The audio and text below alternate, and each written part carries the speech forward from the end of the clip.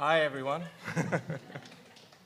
Good afternoon. Thanks for your patience. I think starting only 5 minutes late is probably a record at the AA. So genuinely appreciate your sense of punctuality. My name is Shumon Basar. I am your host for the next few hours. Again, thank you for coming, for tuning in, if you're tuning in, and indeed, for those of you in the future who will be pressing play on the YouTube recording. I need to thank a number of people. I need to thank Manny J, Sophia, Chris, Beatrice, Jolene, Tom and Ben back there, and anyone else I am catastrophically forgetting to remember. The last time I did something like this in this room was 2019. Hi, everyone. There's some seats over here. Thank you. 2019, obviously three years ago. And in a sense, the sense of this event is about what has happened to us and our idea of us since then. Now, cut to February 24th of this year, Putin invades Ukraine, this time with a scale and force that signals that this is history with a capital H. I had just caught COVID for the first time, and my throat had swollen up to the size of a monstrous grapefruit covered in razor blades. I remember it being about 2 a.m. at night. I hadn't slept for many, many days because of this piercing pain that COVID had induced in me. I was watching a live night vision feed of Russian military firing at the Chernobyl power station. Who fires at a nuclear power station, especially Chernobyl? My body was transported back to the mid-1980s when, at school in the north of England, we would carry out rehearsals of what to do if the Soviet Union fired nuclear missiles at us. For a hot minute in that February 24th week, it felt like the specter of nuclear annihilation was back, having been laid to rest, supposedly, in 1991. Hi, guys. There's some seats here. So my very first thought that week was, is this the end of history? There's some seats here, if you'd like, at the front, please. So for those of you not familiar with this phrase, the end of history, it was coined by an American political theorist called Francis Fukuyama, first in an essay in 1989, and then in a book from 1992. Its core thesis argued that with the ascendancy of Western liberal democracy, which had occurred after the Cold War, 1945 to 1991, and with the dissolution of the Soviet Union in 1991, humanity had reached, quote, not just the passing of a particular period of post-war history, but the end of history as such. That is, the end point of mankind's ideological evolution and the universalization of Western democracy as the final form of human government, end quote. A week before the Ukrainian invasion, an article in the New York magazine called The Cut announced that, quote, the vibe has shifted, end quote. If there's one thing that we now all feel, it's that change keeps changing.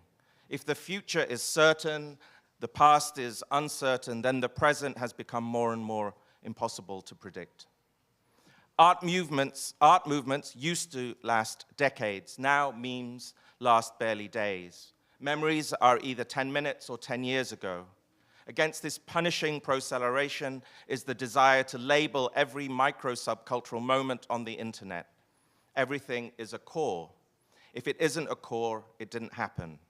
Cores are like screenshots as trends, and once the core is indexed, archived, you move on. Francis Fukuyama's Instagram includes pictures of his drone collections. Shinzo Abe, Japan's former prime minister, was mindlessly, seemingly assassinated today in a way that, and for a reason that doesn't make any sense, Boris Johnson had to repeatedly defend the right to serve birthday cakes at 10 Downing Street during lockdown. DALL-E mini memes remind us how we are now increasingly just machines that spew up ridiculous search terms to make AI lol. And even NASA recently admitted that, quote, we don't really know what's going on in the universe anymore, end quote. That's an official statement from NASA. So not so long ago, Henry Kissinger, the archangel of 20th century aggressive American foreign policy, said, quote, we are now living in a totally new era. Hi, everyone. If there's a seat next to you, can you scoozy up, please? Otherwise, there are some seats on the left over here. Thank you very much.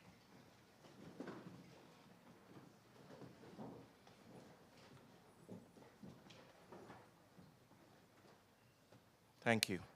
So all these new ends and new beginnings are the backdrop to the various wonderful guests that I've got lined up for you. And with that, let's get started. So the end of history as an argument emerged from a bipolar Cold War, a 20th century world where the USA vied for dominance with the USSR. But in the ensuing history since 1991, since 2001, since 2008, since 2011, take your pick. It's the rise of China economically, politically, technologically that has challenged the USA's unipolar status in ways that Francis Fukuyama did not seem to account for back in the early 1990s. China's robust economy, now under some significant stress due to the COVID-19 pandemic, managed to grow without adopting liberal parliamentary democracy. It became a poster child of what one would call perhaps state capitalism, a system that has produced several examples of hurtling economic growth without the concomitant requirement to adopt Western-style democracy. How did the end of history look from China's perspective? How did the immediate future, where Russia's greatest lifeline right now seems to be China, how does the immediate future look like for President Xi and the Chinese Communist Party? And indeed, from that perspective, from that point of view, is history merely just starting again after many times already? So here to help us address some of these questions is Jacob Dreyer.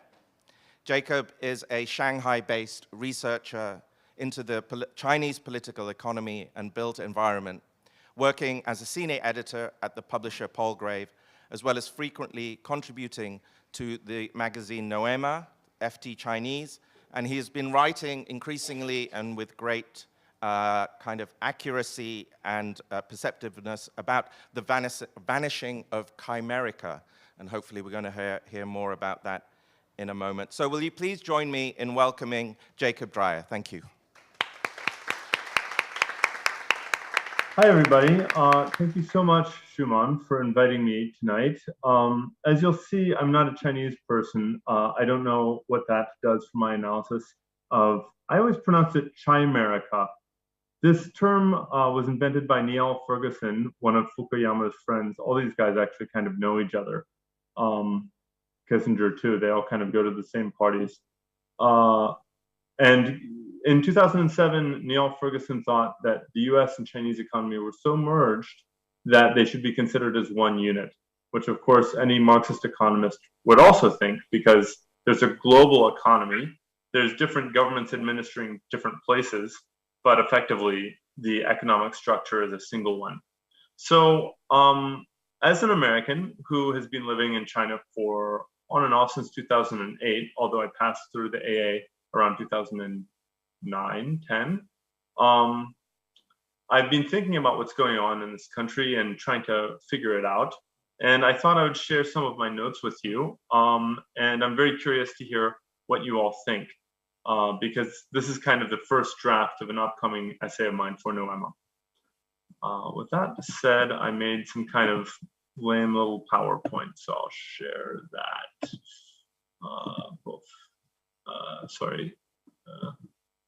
View, come on. Okay. This is a great picture I recently found of George Herbert Walker Bush. This was actually taken in 1989 before the Soviet Union collapsed. And also, well, this was in February. And some of you might know June 4th was the magic day in the year 1989. So I think the interesting thing for me about this picture is that everyone looks happy, both this Chinese general in the PLA and George H.W. Bush. I guess the Fukuyama thesis about the end of history would suggest that they're both really happy that history is ending because it's just been such a drag.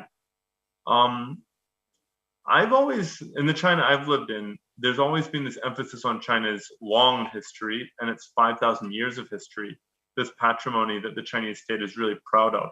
And I also think it's fair to say that in the Chinese media and public sphere, discussion of history and, for example, the 1898 looting of the Summer Palace in Beijing by the Eight-Nation Army, including the British and the French and the Americans, and many other episodes. These are kind of constant, ongoing discussions.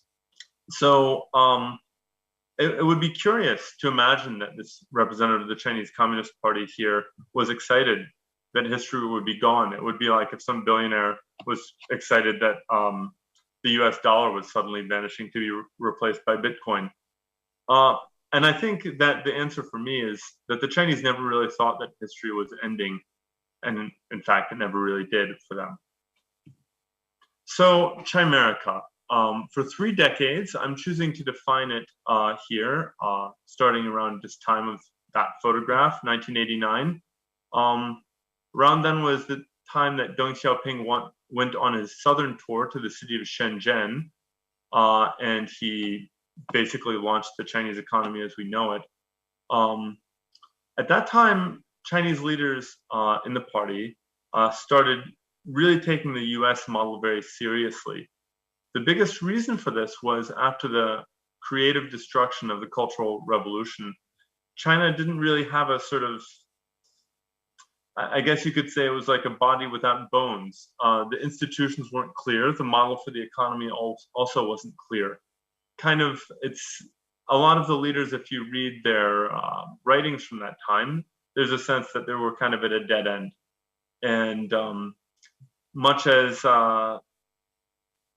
you might ask your friend who's really strong how to do bodybuilding and weightlifting, Chinese leaders sort of saw the United States as having hegemony.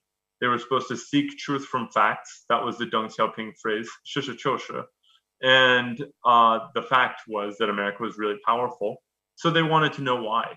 And as I'll explain, some of the Chinese leaders went to America to research this. I don't think that they had the sense that they were going to just stop existing or become American. In fact, that probably would have seemed ridiculous to them. In one of them, the leader Wang Huning, who's now in the Politburo, he wrote a diary of his travels to America in 1988 called America Against Itself, 美国反对美国. And at no point does he express a feeling that China can become America or even that it should. Instead, he's more just kind of trying to figure out how they got so rich and how China can do that. At the same time, I remember I am an American, and I remember growing up in the 90s. There were kind of 2 kinds of people, Americans and those who should be Americans but aren't really Americans yet because they're too poor. I believe when we look back at why leaders like Bill Clinton suggested that China should join the World Trade Organization and why they thought that China would become a liberal democracy, that it's probably the psychological effect of the USSR's collapse. There's a brilliant book by Vladislav Zubak who teaches at the LSE. It's called Collapse.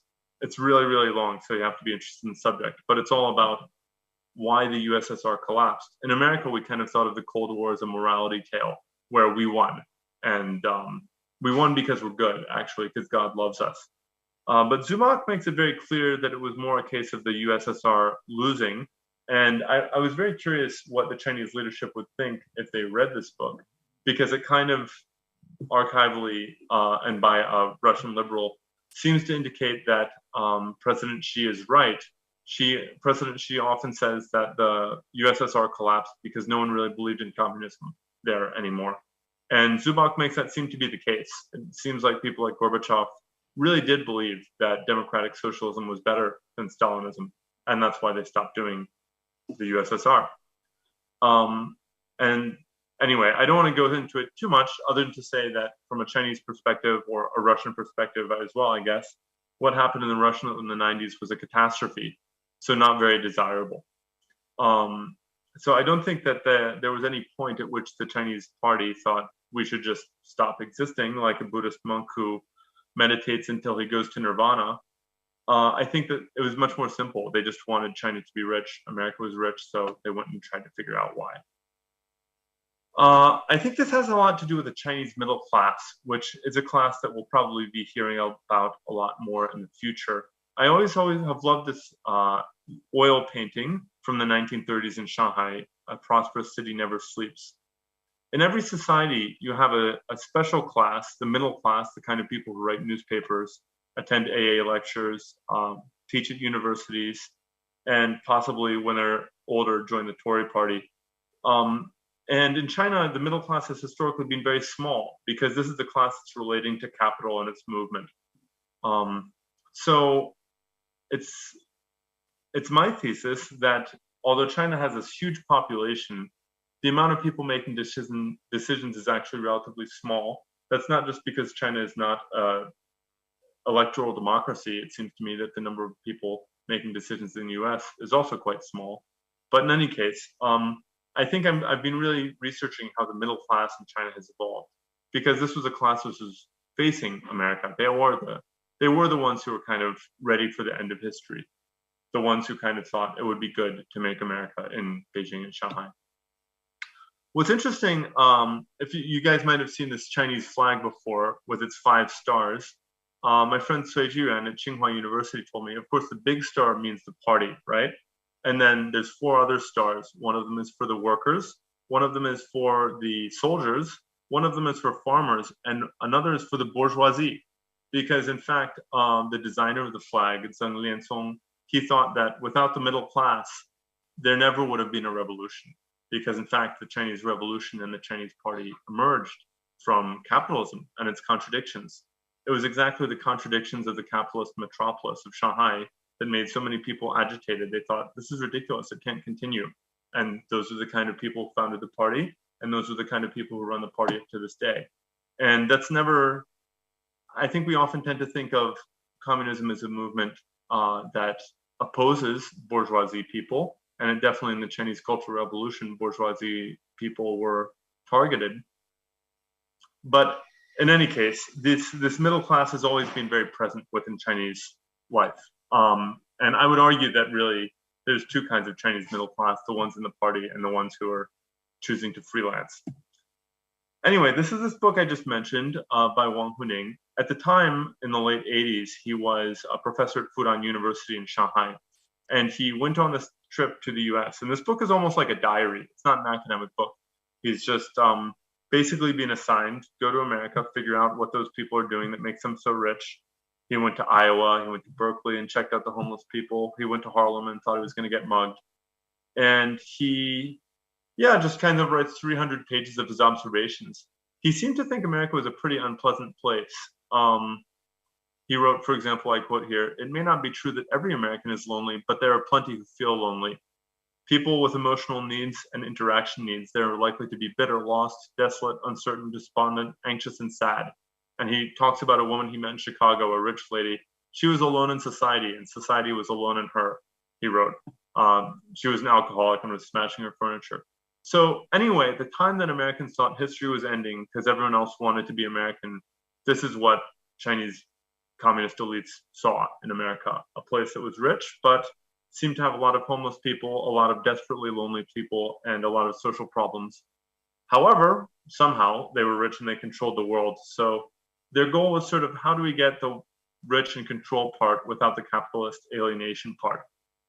After he wrote this book, only a few years later, he resigned from Fudan University because he joined the Politburo. And he's been one of the top leaders ever since. He's well known as one of Xi Jinping's ideologists. So of the top 7 guys, he's the only one who has never had an administrative post like being the mayor or something. He's just a pure thinker. And that's why it was really interesting to read his thoughts about the US. Incidentally, I don't know if any of you are going to Muscatine, Iowa anytime soon, but Xi Jinping lived there in 1985. And the random suburban ranch-style home that he lived in is a museum to him now. Anyway, so Wang Huning, he went to America and he decided that it was a place for some rich people and a lot of social problems. He returned to China and he became in a position of power. And he decided that China, I guess to sum up his views, in Marxism, Chinese Marxism, the idea is that the working class is the class that will change history. But when Wang Huning went to America, he decided that actually it looked like the American middle class were changing history more than anyone else. Therefore, China needed to have a middle class. And so they worked on the economy in different ways, such as to try to engender this happening, using American capital investments and the factories that American capitalists were making. Of course, if you're a Chinese communist, you would say there's no such American capitalist or British capitalists. There's just capitalists. They're not faithful to any country. So they'll leave their country. They don't care about the workers. They'll just come to China if they can make money. That is kind of what happened. And as a consequence, this is just a randomly from the internet graph I found, the middle class is growing very quickly. Here's some more graphs about the middle class. McKinsey thinks that there's 235 million middle class people now, but there will be 400 million middle class people at the end of this decade. I've heard 350 million, but anyway, effectively almost the population of the United States is a middle class in China now. And that's defined usually by consumption. In other words, they could buy Nike sneakers or Apple phones or things like that. I'm trying to be mindful of time here because I always talk too much. So if from this early 90s, Chinese leadership had this intense idea of the American model and how to integrate it. And then in 2001, China joined the World Trade Organization. 2007, Niall Ferguson wrote about Chimerica. It was 2008 and the great financial crisis that ultimately sent me to China, and then also kind of made the Chinese lose interest in the American model. That was the moment when they kind of realized maybe the Americans don't really know what they're doing after all. And my Eric X. Lee, a venture capitalist in Shanghai, who also, by the way, is friends with Fukuyama, told me the other day that not even Americans like what's happening in their country. Why should we copy their failures in our country? And that's kind of the attitude that Chinese elites have towards liberal democracy in the United States now. How does it feel to be middle class? In China, I guess there may be some Chinese people in the audience, so it's kind of frightening because you may disagree with me. But it seems that it's an increasingly important topic when I talk to, for example, people working in fashion brands in companies like Louis Vuitton, in architecture practices, and in universities like Harvard or Yale. They're all really curious about this Chinese middle class because this middle class is supplying the students, the consumers, the tourists for the world, or it was until COVID sort of closed the border. But whatever this class is, their history is just beginning. To my mind, China is now where the West was in the early 1960s, after a few decades of economic conformity and a broadly based prosperity, no one really asking questions, let's just keep making money. Now people are starting to get rich enough where they're asking questions. But whereas the answer to many questions in the past was America, let's do whatever they're doing. Should we build a subway? Okay, let's look at New York. Should we build a university? Let's look at NYU. Increasingly, America doesn't really seem like the answer to their question. For example, at the moment in China, there's this big debate about the rule of law and how it's worked with the COVID shutdown in Shanghai. And there was an incident of some people getting in a fight in the city of Tangshan recently. People are discussing this in the state media all over the place. But no one is saying, oh, we should get an American Supreme Court. That will solve the problem, because in America, they don't have any violence in public places. I'll leave you to guess why they may think that, but America doesn't seem like the answer to them anymore. I would propose the following definition for Chinese citizenship in the middle class. You have individual freedom that's expressed in consumer power to make choices that's separate from political power. Consumers have a lot of leverage.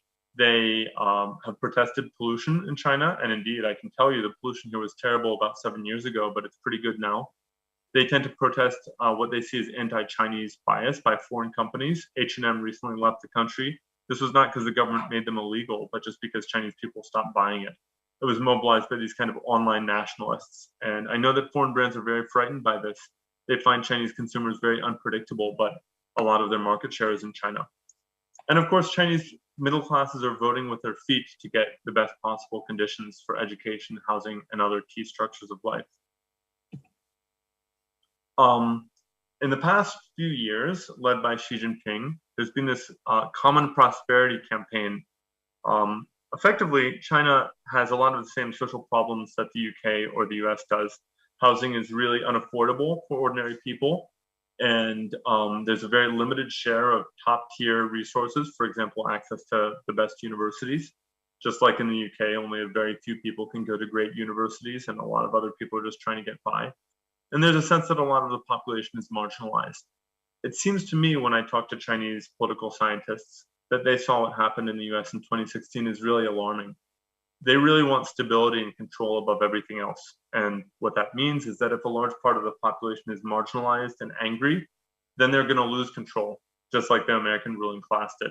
They don't want that to happen. So ever since 2017's 19th Party Congress, there's been this kind of real struggle to try to do things like pass a property tax, to try to redistribute wealth, to try to make this kind of conservative, conformist idea of society.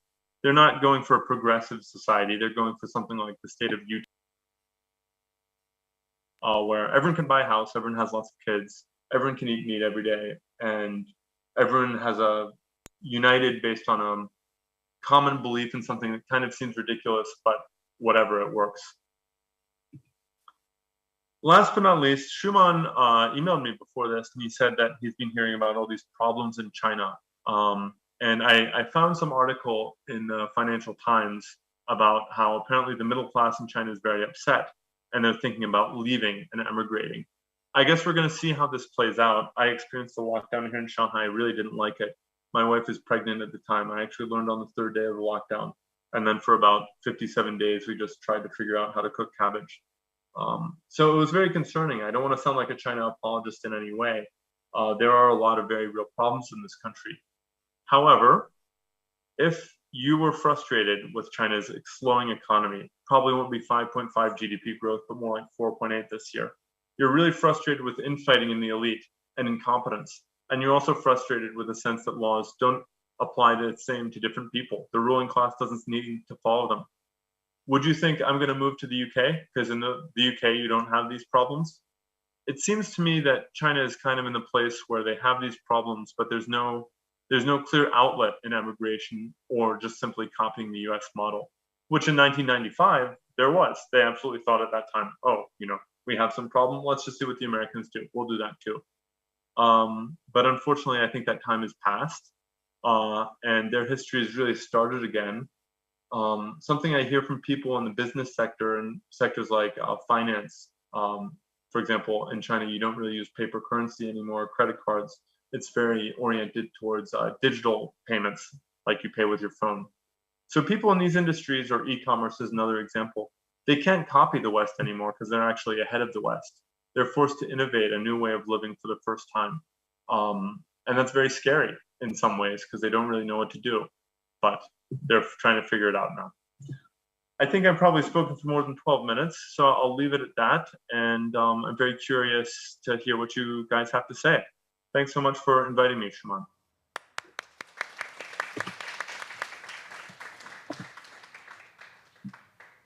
Thank you so much, Jacob. We just got a couple of minutes. Just on that last point, actually, about this sense of China not needing to have to look to America anymore as a set of paradigms or protocols to aspire to. It's been indisputable in terms of economic superiority, arguably, of course, political superiority since the end of the Soviet Union.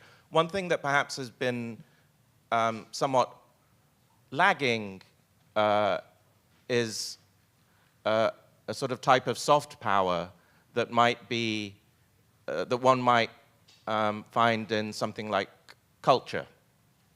And if we look at Japan, for example, particularly from Japan's ascent as an economic superpower, also post-war period, very much bolstered by a post-war America that had a lot of skin in the game. As we saw the brands like Sony and Toyota all rise, we also saw the rise of manga, Harajuku girls, endless kind of pop culture that continues to define actually most of, certainly Western, from fashion to graphic design, so on and so forth. This hasn't yet happened, to my knowledge, so much with equivalent kind of force and veracity with Chinese culture. We've obviously seen the science fiction. Some of the science fiction has been leaking out. I'm thinking about The Wandering Earth, for example, and of course the great kind of three-body problem. Jacob, are we simply early on that timeline, or is there something that is kind of blocking the exportation of China's soft power as kind of cultural power to the rest of the world? I wonder what you think about that. Well, first of all, I think that, and this is, I'll just kind of repeat what I've heard from people. The Chinese leadership, a few years ago, they cracked down on these internet companies. I know there was one Chinese video game, I forget what it was called, but it was immensely, immensely successful. And sometimes people talk about it as this example of Chinese soft power. And then immediately after that, the government kind of cracked down on the internet sector. Why? I guess it's because the leadership, who mostly are very conservative men from the Maoist generation, but anyway, they see soft power as meaningless, and what they want is hard power. Hard power would be kind of like, they don't want to fit into America's system and be really good at playing it as a secondary player like Japan. They want to make their own system. And on a certain way, I think that they see the alienating structure of contemporary capitalism as like, they don't want really, when I say they, I really am talking about the CCP leadership, not the Chinese people. There's so many Chinese people, many have different opinions about things. But I think that someone like Wang Huning would say, look, America has not, and you know, these kind of quasi-Americans, colonized Americans, like places like Japan, they have not succeeded at making a society that is, you know, where we don't want to go where they are. We don't want what they have. So to the sense that something like the movie Akira reflects a society of alienation, if you don't have an alienated society, then why would you have that?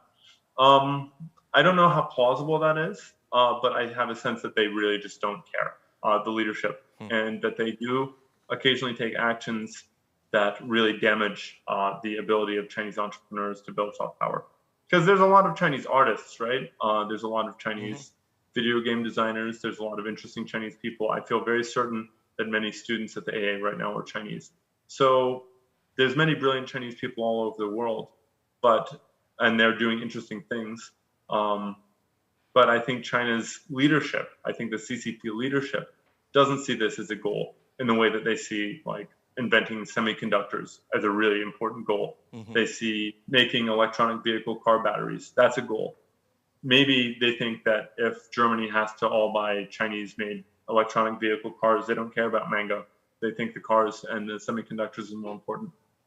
And the only last point I would say to that, of course, is TikTok is Chinese. Yeah. Exactly. So they kind of have the mainframe, and what you do with it, who knows? But you know, it's kind of like the U.S. dollar in the international economy. Many rich people use U.S. dollars. They may even use them to do things that are illegal in the U.S. But on some level, the guy who makes the rules, e.g. the Federal Reserve Bank, has a huge power. So I think that's what the Chinese leadership are going for. They don't want to make an entrant that will be successful into a game that's already being played. They want to make their own game, and it will be totally different. Who knows what it's like, or if that will even succeed. Sure.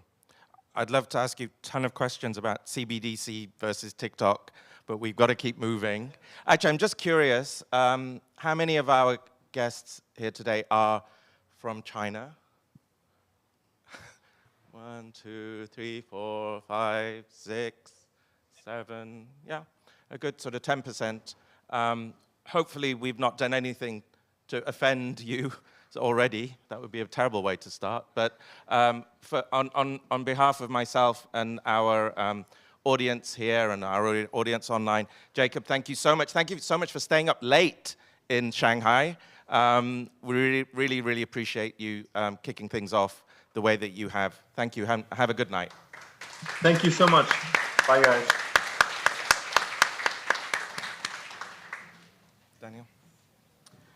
Okay, everyone, we're gonna soldier on. So, if China is a kind of imaginary that combines aspects of real space, real place, with relentless storytelling, and I think Jacob outlined some of the key ways in which the storytelling is being done, then the so-called metaverse shares some of these qualities with China too. During the pandemic, Second Life became First Life, and we hurtled into a dozen different kinds of futures where the virtual and the non-virtual collapsed into a series of corporate product experiences, a kind of hellish heaven of endless LinkedIn meetings done over Microsoft Teams, wearing 1-ton heavy headsets while the Wi-Fi comes in and out, like Morse code from the dead. I think you can relate to my teaching experience at the AA in 2020. Is the metaverse an end or a beginning? Is it all upload or pure downer? To guide us through everything the metaverse claims to be is Dr. Daniel Felstead. He is a simp. He's course leader of the MA Fashion, Media and Communication at the London College of Fashion, just down the road. He's known to vibe at the weekends, and he's probably downloaded every TikTok video there is. Therefore, he's an unofficial mouthpiece of the Chinese Communist Party. Will you please welcome Daniel Felstead? Thank you. Thanks. The metaverse is like the real world, it turns out, with experts now warning some of the problems we have IRL are going virtual with us. You have 16,000.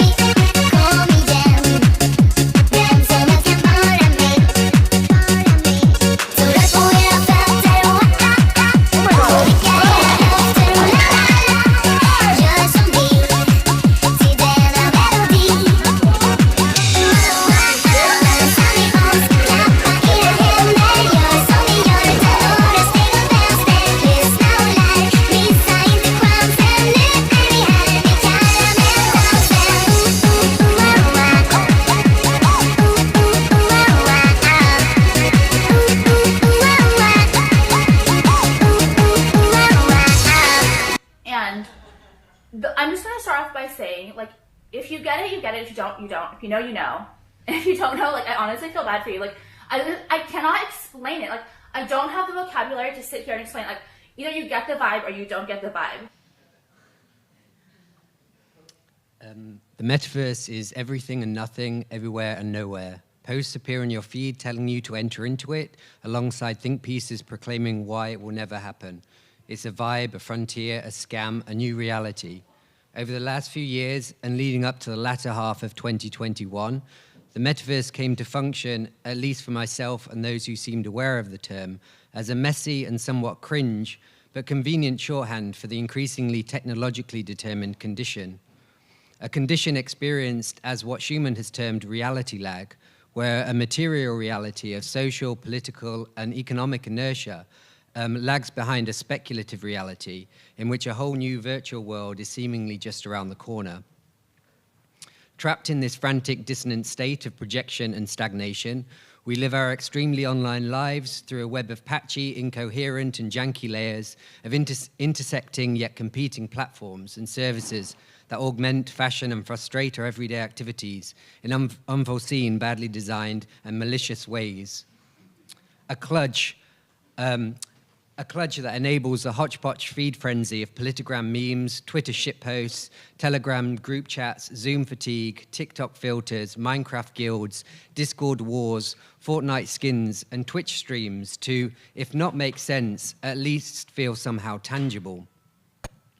For the media theory heads among us, the metaverse also chimed with Andrew Chadwick's concept of media hybridity, Tiziana Terranova's concept of network culture, and Benjamin Bratton's concept of the stack, all of which, in various forms, articulate a changing world of planetary scale computation, politics, power, and control, where online and offline no longer are two separate spaces one enters in and exits from. However, on the 28th of October 2021, in the now infamous video presentation, Mayor Zuck not only rebranded Facebook in its honor, but also presented a totalizing and spectacularly banal vision of what the metaverse is and will be. In this delusional fever dream, the metaverse is presented as a lobotomized William Gibson hellscape, made up from a playlist of fabricated VR product pictures, scraped from presentation decks of mid-noughties creative studios with names like Hyperres, DeepROM, and Razor Squid. The Zuck defines the metaverse as, quote, a virtual environment where you can be present with people in digital space. He goes on, an embodied internet where you are in the experience, not just looking at it. Oops. So this understanding of what I term the Zuckerbergian metaverse offers a totalizing vision and positions the metaverse as the next stage of the internet, what tech VC and metaverse advocate Matthew Ball calls a quasi-successor state to mobile internet. So the elevator pitch for the Zuckerbergian metaverse goes something like, rather than being a total simp who's stuck in the 2010s just staring at your feed on a flat screen, the metaverse offers you an embodied internet where you are able to be present with people inside a whole new virtual world. The metaverse will be a 3D universe and home of digital goods, combining aspects of social media, online gaming, AR, VR, and crypto. It will be a place you go to work, play, entertain, and communicate across any and every device and media, with everything flowing smoothly, persistently, and accessibly. Crucial to the metaverse is the notion of interoperability. So rather than each of our multiple accounts, activities, and digital assets being siloed to separate proprietary platforms, interoperability will allow users to own their own accounts and related activities, assets, etc., independent of the platforms they are using. This will be done via a crypto wallet. So what this means is that users can buy, display, and transfer tokenized property, such as NFT art, currencies, skins, or any other form of digital asset from one space or platform to another. So the Zuckerbergian metaverse promises an all-encompassing virtual world beyond the messy and lumpy meat space we are stuck in, an escape hatch from the limiting restraints of biology, physical laws, regulations, the climate crisis, etc. But what is its actually existing reality today? So firstly, outside the totalizing vision and unattainable vaporware delusions of ubiquitous teleportation, 3D holograms, and cinema 4D renders posted on the gram, there is very little that is feasibly new in the Zuckerbergian vision of the metaverse. If the shorthand for the metaverse is a 3D gaming-like environment or environments, then virtual worlds where you can exist as an avatar in a social space with other users has been around for almost 20 years now. And in this time, gaming has become one of, if not the dominant cultural force of the century, with nearly 3 billion active gamers recorded last year and an annual revenue close to $200 billion. As trend forecaster Sean Monahan states, for anyone under 30, the mainstream is the game stream. In this light, the metaverse might be seen as little more than a colonizing land grab of an increasingly culturally and economically powerful domain by those who are pissed that they were late to the party and now want the lion's share of the spoils. So outside of calling any and every video game or virtual environment the metaverse, what is actually being built? So crucially, currently there are like 3 basic types of metaversal prototypes being built. So AAA game platforms such as Fortnite are aesthetic prototypes for the metaverse. However, these are standalone closed systems. Moreover, they're heavily centralized, with the narratives and functionality being designed and controlled by the game's owners. With platforms such as Minecraft or Roblox, we have a different type of game, one closer to the ideal vision of the metaverse in terms of the game mechanics that allows users to build their own assets, worlds, and narratives. However, these are also closed worlds. And then we have platforms that are based on Web3 technology, such as Decentraland, The Sandbox, and Spatial. These platforms are said to be building the infrastructure that enables users to buy and display and sell virtual land, NFT art, and other digital assets using crypto. Moreover, these platforms are built with interoperability in mind, meaning in principle, it will be easy to connect or easier to connect with other platforms and incorporate a multitude of technologies, etc. However, it's worth pointing out that currently these Web3 platforms are not interoperative in any meaningful sense. So you currently, it's impossible or difficult to buy a piece of property in one and transfer it into another. So one of the big selling points of the metaverse is its ability to create a sense of presence and embodiment. Yet it is noticeable how actually existing examples of the metaverse treat the body, both in its complex socio-biological form and the saccharine cartoon avatars which it tries to seduce us with. According to the metaverse advocates, we will be spending a large part of our days with a massive lump of plastic strapped to our forehead, with little acknowledgement of the obvious discomfort, awkwardness, and inconvenience this would cause. And it doesn't get much better with the digital representation of embodiment within metaversal environments. It is quite common for your avatar to appear disfigured without any legs, and in some cases without arms. Instead, your torso, head, and hands simply float above the ground like a dismembered ghost.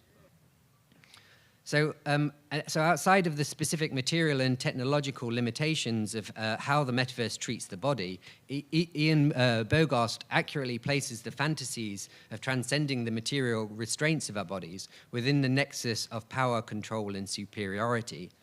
Similarly, in her seminal work, How We Became Posthuman, Catherine Hales charts the history of techno-visions in which our complex, messy, and excessive bodies are wished away in the pursuit of a neat, informational existence beyond biomaterial constraints. And if on one front, the fantasy of immaterial escapism quickly ends up confronting the material reality of the body, on a second front, the totalizing vision is quickly confronted by the magnitude of the material infrastructure needed to manifest this digital fantasy. Primarily among this is the need for a massive influx of computational power, and consequently the dependence on an ever-dwindling supply of critical minerals, such as silicon, lithium, and copper, and cobalt, and a supply chain that is fraught with regulatory, territorial, and geopolitical complexities. As Yussi Parika states, the microchipped world burns in intensity like millions of tiny suns. So whilst presenting itself as a vision of the future, the Zuckerbergian metaverse is in fact a regressive attempt to maintain a binary distinction between material reality and a wholly other digital reality.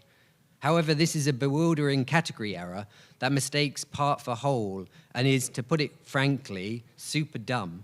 There is nothing ideal, immaterial, or transcendental about the digital. It is a part of, and not apart from, the material world. As design theorist Benjamin Bratton tells us, computational technology is but one of the many ways in which the planet has, over time, folded matter into forms of intelligence and understanding about itself, what we might refer to as matter thinking about matter. The advanced cognitive abilities of Homo sapiens being another example of this. What we understand as digital reality emerges from a complex entanglement of minerals, chemicals, liquids, human activities, both physical and cognitive, without which the digital simply would not exist. Any attempt to maintain this binary between the material and the digital should be understood as a means of avoiding the difficult and vital questions around the complex ways and conditions in which the planet's multiple elements and dimensions converge. That is to say, how to think through the interdependencies, variances, similarities, qualities, capacities, and limitations of the different forms that make the material world what it is. So what seems clear is that the peddlers of the Zuckerbergian metaverse are enacting a kind of speculative performativity in which what they say is used not to merely reflect the metaverse, but instead manifest the metaverse into a reality. In this sense, there is no metaverse outside of its own speculative projection of what the metaverse will be. It's fiction all the way down. And just as, like, this would be how such a claim as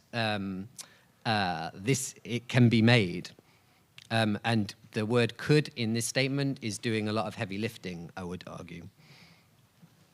However, far from treating the speculative fictionality of the metaverse as a problem, what if this speculative fictionality is its most valuable quality? So here I'd like to bring up the work of literary scholar Catherine Gallagher, who, writing about the development of the novel in the 18th century, has argued that the use of fiction was neither deceptive nor devious. Instead, through the use of fiction, the novel was able to separate itself from fact, and thereby speculatively put into practice the uncertain status of mass-produced objects and interrogate what it meant to live in an increasingly mobile society by considering the effects of these alien objects on human relations. A point supported by writer Ted Chiang, who argues that fiction helps us make sense of our lives. It offers a shape to the shapelessness of real events. So it certainly feels like there is a sense of shapelessness to our present moment. We find ourselves entangled between multiple worlds, and where the movement between them is so accelerated, so intense, so profound, that all we can do is just try and hang on.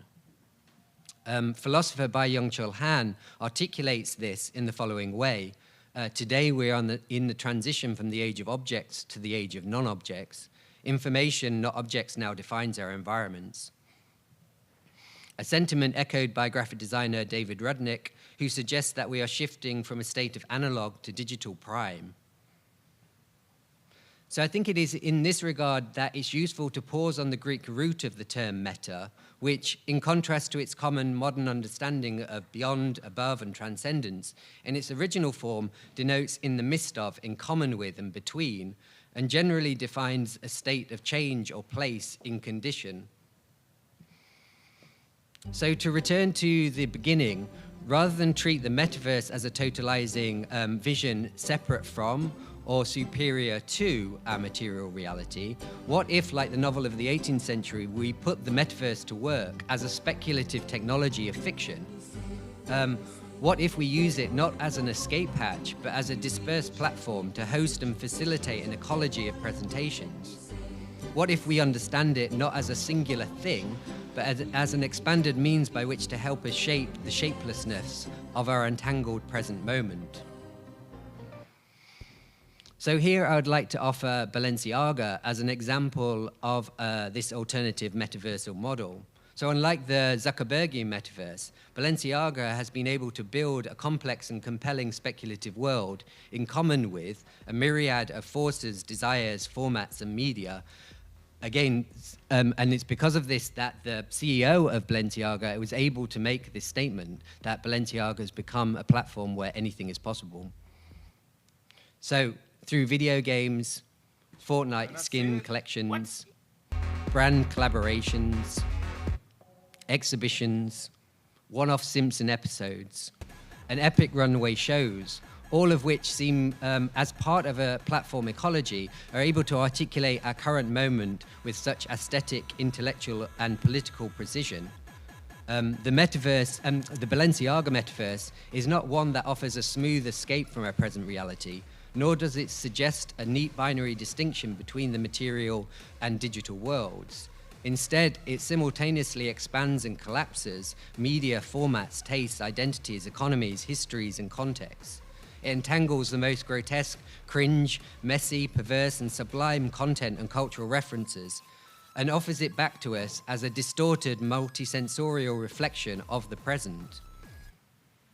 And so I'd like to end with a quote from the writer Legacy Russell in her brilliant book, Glitch Feminism, which surveys how digital spaces have provided a fruitful home to innovate, experiment with bodies, identities, and modes of existence.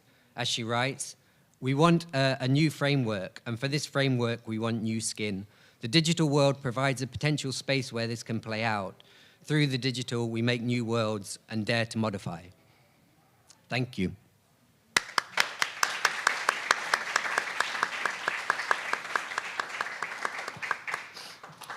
Thanks, Daniel. We just a few minutes before we have to kind of keep things moving. The Balenciaga obviously sets us up perfectly for one of our later presentations by Charlie Robin Jones. So I'm going to park that to the side. But I'm sort of curious. You know, I put and very intentionally put you after Jacob's opening. You know, sort of presentation or introduction. And I'm curious if you have any thoughts about whether there is even deep down, subliminally, some kind of play where, if we think about, you know, there's a tendency in geopolitics historically to always think of this notion of world powers. And we've had, you know, multipolar worlds. We then had bipolar world. America, as I say, lived briefly under the sort of illusion of a kind of unipolar world, back to sort of bipolar, et cetera, et cetera. You know, the formation of the European Union, for example, which itself is a kind of virtual world-building exercise, was an attempt to basically squad up for these former great colonial powers who are now quite meaningless on the contemporary world stage. They essentially squadded up to try and kind of produce a scale that could compete with the bipolarity of like America and China. I'm curious whether, I mean, is there some plane in which the metaverse is posited as a kind of global superpower that Silicon Valley is ultimately dreaming up? Yeah, I mean, I was conscious of the fact that the presentation was also incredibly sort of like Western-centric in terms of its positioning. I mean, I think a slide or a series of slides I didn't put in this deck, but I've put in previous decks, is looking at like Tencent as an example. Like Tencent own a whole series of different media platforms that incorporate some form of payment systems, social networking, etc. Interestingly, Tencent also have a 40% stake in Epic, which own Unreal Engine, which is one of the kind of big kind of gaming platforms or engines. They also own, I think, like 20% stake in Spotify. So I think, you know, in terms of if the metaverse is going to kind of play out and it's going to be in this kind of gaming-like environments, I would say someone like Tencent is going to be a massive, massive player in that. So I think, you know, I mean, I know there's also sort of like thinking around metaverses or metaversal kind of environments being understood almost like kind of operating systems where there'll be a set of like key core operating systems, a little bit like what we have now with Windows and Mac and Linux. There'll be these kind of like key, platforms. And I guess, you know, my limited understanding of China would be that any metaversal environment that develops in China will be separate to a kind of Silicon Valley version for a lot of technical and obviously political kind of reasons. But I can see that kind of playing out. I mean, whether there'd be like a really cruddy like European version, I don't like, who knows? But yeah, I mean, I think like to think of it in terms of at least kind of like operating systems where there will be a set of like key players that are somehow kind of competing with each other, I think is quite a useful understanding. Well, it's also, and just before we kind of wrap up, I mean, what Jacob said at the end, which I thought was quite provocative, and perhaps our Chinese guests here may disagree with this, but this idea that that the CCP is not as invested in this notion of soft power, where hard power has to kind of be accompanied with soft power via forms of cultural dissemination, which ultimately softens the edges, in some way, and that therefore, again to follow the kind of analogy, it's sort of protocol over software. So it's sort of infrastructure over the stuff that you download. Right? And I think, and that's what's sort of interesting about metaverse, it seems to me, because all of these things are very, very confusing. But yeah. I mean, I would just say, I think it is, I think it's useful to think of the metaverse in infrastructural terms. So any sort of, Cinema 4D render that you see on Instagram saying, enter the metaverse, it's just bullshit, right? I mean, it doesn't, whatever. But I think thinking of it as infrastructural, and under infrastructural logics, actually starts to make sense in some way. Yeah. Or indeed as, maybe even more as conceptual infrastructure. Yeah, for sure. Yeah. As you rightly say, most of the technology, there's nothing really new. No. I mean, it's a kind of cobbled together, patched together. Yeah, for sure. And that's why I think a lot of us sort of laugh at the kind of graphic standards. Nothing seems to have changed. Our next guest has a flight to catch. So will you please join me in thanking Daniel Felstead?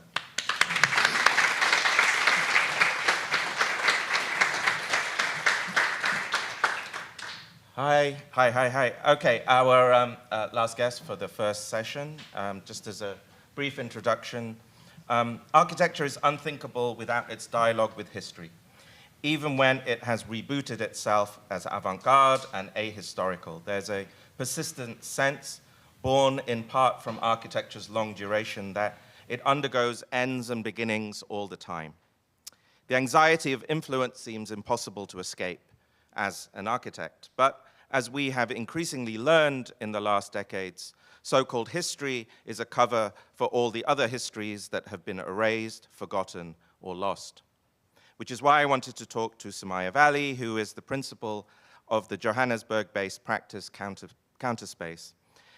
There's an emphasis on hybrid identities and territories, especially from an African and Islamic context. She was the architect of the 2021 Serpentine Pavilion, indeed the youngest architect in its 21-year history, and is the curator of the first Islamic Arts Biennial, which will take place in Jeddah in 2023. She has a flight to catch in about 50 minutes. So we're going to keep this as brisk as possible. But will you please join me in welcoming Sumayya Valli?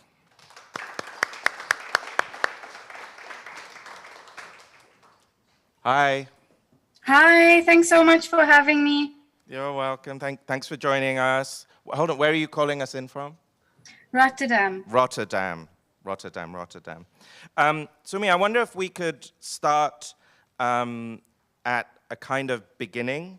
If we go back to your education in South Africa, I'm sort of curious what was posited to you as architecture and social history for your generation. Was it also a story of great white men doing great things around the world?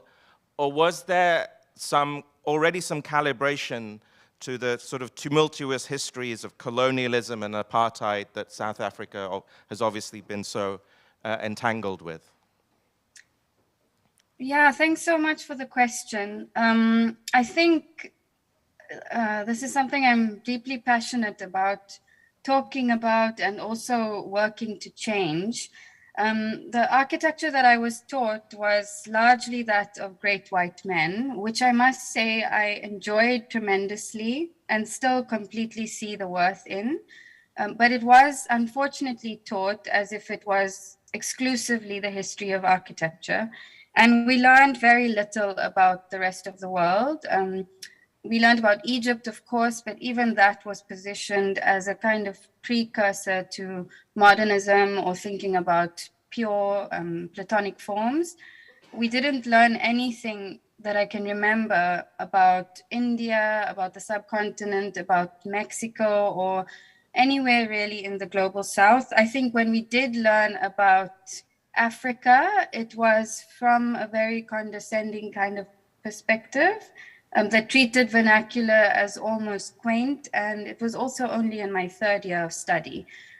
Colonialism and even apartheid architecture was taught from a very neutral perspective. And I remember having an assignment where we looked at various statues, for example, that of Paul Kruger, but without questioning the history behind it at all. I think we only looked at it from a formal perspective. We thought about it in relation to access and public space and how people gathered on it and how much birds enjoyed it and so on. It was very, very much neutralized. That was the history and the architecture that I learned. Of course, I had really fantastic tutors along the way, and I'm deeply indebted to so many of them who really made me fall in love with architecture and with the potential for our profession and our canon. But I think that what I'm talking about is a much more, of course, systemic thing around the way that architecture is recorded, taught, disseminated, and its methods of collection, storage, and canon that are just deeply and systematically working to only include certain voices. Is that something that is changing, has changed since the time you were studying, do you think?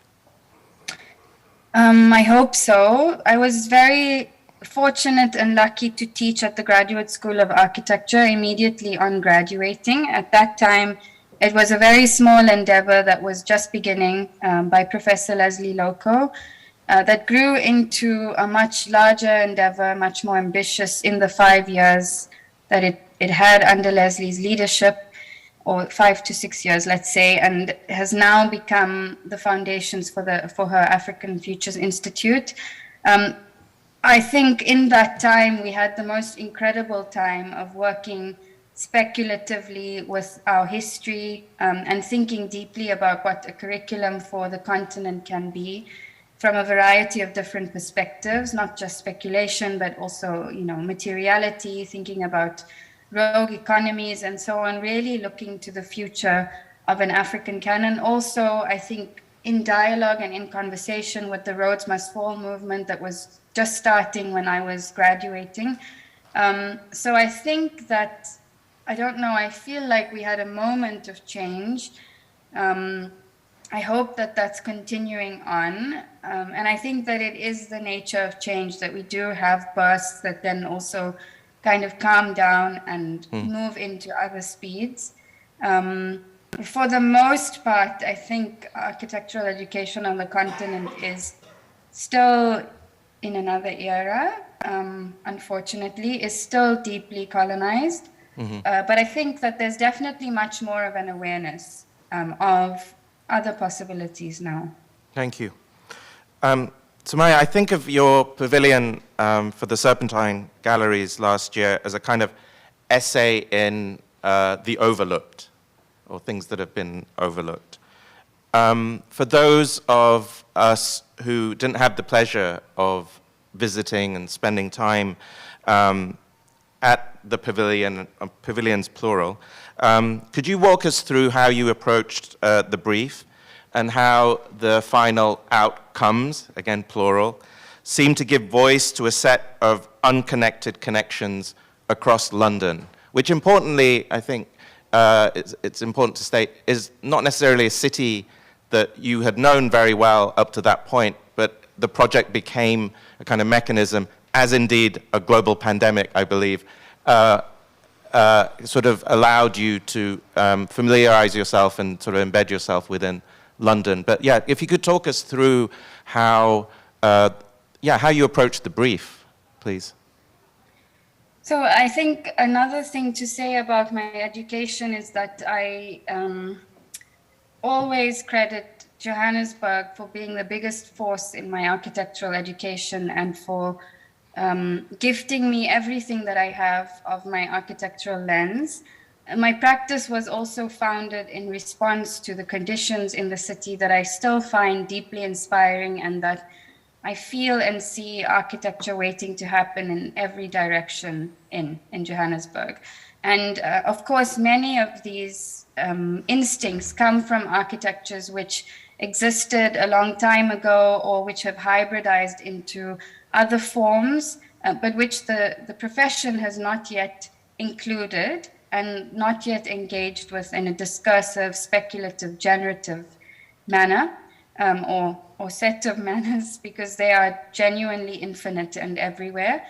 And when I first started thinking about the pavilion, it was, of course, a very large ask, and certainly I was aware of the weight of what I was being asked to step into, and I thought deeply about what somebody like me, from my context and from my perspective, can offer to this platform. I am, as you said, very young, and a big part of what my architectural practice is working to do is to realize different design languages for place, for Johannesburg in particular, but also now for everywhere, or for contexts of difference. And I had to think deeply about what that meant for London. So how was I going to translate this lens that Johannesburg has given me, and that I'm so passionate about expressing in Johannesburg, in London? And I think one thing to say about this desire to express context is also that context is deeply layered. And when we think of something that is local, it's far more interesting not to think of local as parochial, which in fact maybe can be considered right-wing in some instances, but to really engage with a deep local that is deeply entangled in many other histories and geographies that are really far away, especially for London, because it is the heart of a once, global industrialized empire. And so I started to engage with that history, which I felt confident I could engage with from my background, from my way of being, and from my position in the world. And I started to think about the migrations in London, and the waves of migrations in London in particular, because London is a place that is so synonymous with migration. And I then started to think about places that became important for people to construct home and to construct belonging when they first moved to London. So many places on a scale of formal to informal. Some of the first mosques, African churches, synagogues, but then also marketplaces that became important for people to source ingredients that were important to traditional recipes. The first venues in London to play Black music, cinema where someone could hear something in their mother tongue. Some of the first radical Black publishing houses, the Calypsos and the West Indian Gazette, places or forms of intangible public space like radio and the Calypsos that allowed people to foster connections with home. And these conditions, I think, I also found deeply resonant with South Africa, particularly because of our history of segregation and exclusion, especially during apartheid. We had many similarities across history with ways in which people found resilient ways to make home and to evolve their senses of identity. And we then worked with mapping these spaces out, first from afar, and then I also moved to London for the project pre-pandemic, and spent a lot of time, firstly in the archive, in the Bishopsgate Library and Archive. I was directed there by my friend David Roberts. I'm blessed to have an academic network. I know I'm speaking at a school at the moment. And I think that's something that we also need to harness, solidarity across geography in academia a lot more. Anyway, so I started to work with posters for events that were largely in undocumented spaces. So some like the Theatre for Black Women or the Enterprise Publishing House. And then I worked with mapping out whatever I could from these spaces and worked with what I considered to be the gestures of generosity in how they gathered people, whether that was a canopy for people to transact over, or a surface that's unrolled in the street for people to break fast around, for example, in the time of the Grenfell silent marches. Porch steps where people met to organize around the time of the Brixton protests as well. So I worked with these spaces, brought them together in the pavilion through abstracting them and turning them into a larger symbolic gathering of London. So a folding, if we imagine a map, a folding in of all of these neighborhoods in London. But then, as you mentioned, Shumon, I think the most important part of this pavilion was also that I wanted very much for it to fold out again into London. And so we had fragments of the pavilion placed in some of the places of inspiration to the pavilion at the Enterprise Publishing House, the New Beacon bookstore in Finsbury Park, definitely in the legacy of, or in the same family or the same realm as the Enterprise Publishing House. But there we created a moment for people to sit and read in silence, or a moment for a book or exhibition display. We also hosted events over the summer where we had readings with different writers who have engaged with belonging over time. At the Tabernacle, we had a small stage set that can be used for performance. It's used on a daily basis for many different reasons. And I have a constant feed of bizarre and beautiful images from the Tabernacle. And we have a project at the moment at the Notting Hill Carnival that is a continuation of this fragment. We started a radio station at at the Valence Library, in November. And we also have a seat at the Albany in Deptford that forms part of its regular programming. So these fragments, although the pavilion has disappeared and although they're very small, they've remained and I hope are indicative of an ongoing collaboration between myself, these partner organizations, and the Serpentine. Thank you. And sorry, that was unwieldy.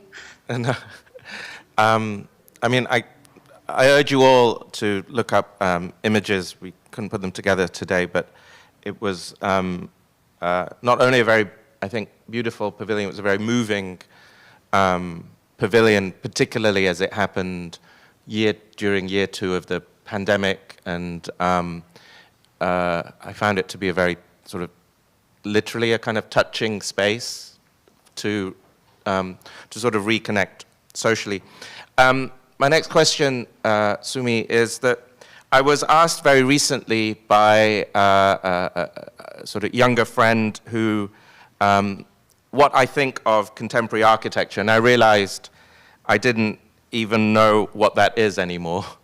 When every shape is possible, shape isn't interesting. When form follows finance, as Jack Self famously puts it, are we only ever witnessing the kind of reification of capital as power? For you, is there something that characterizes contemporary architecture in 2022? Is it a term that means anything to you?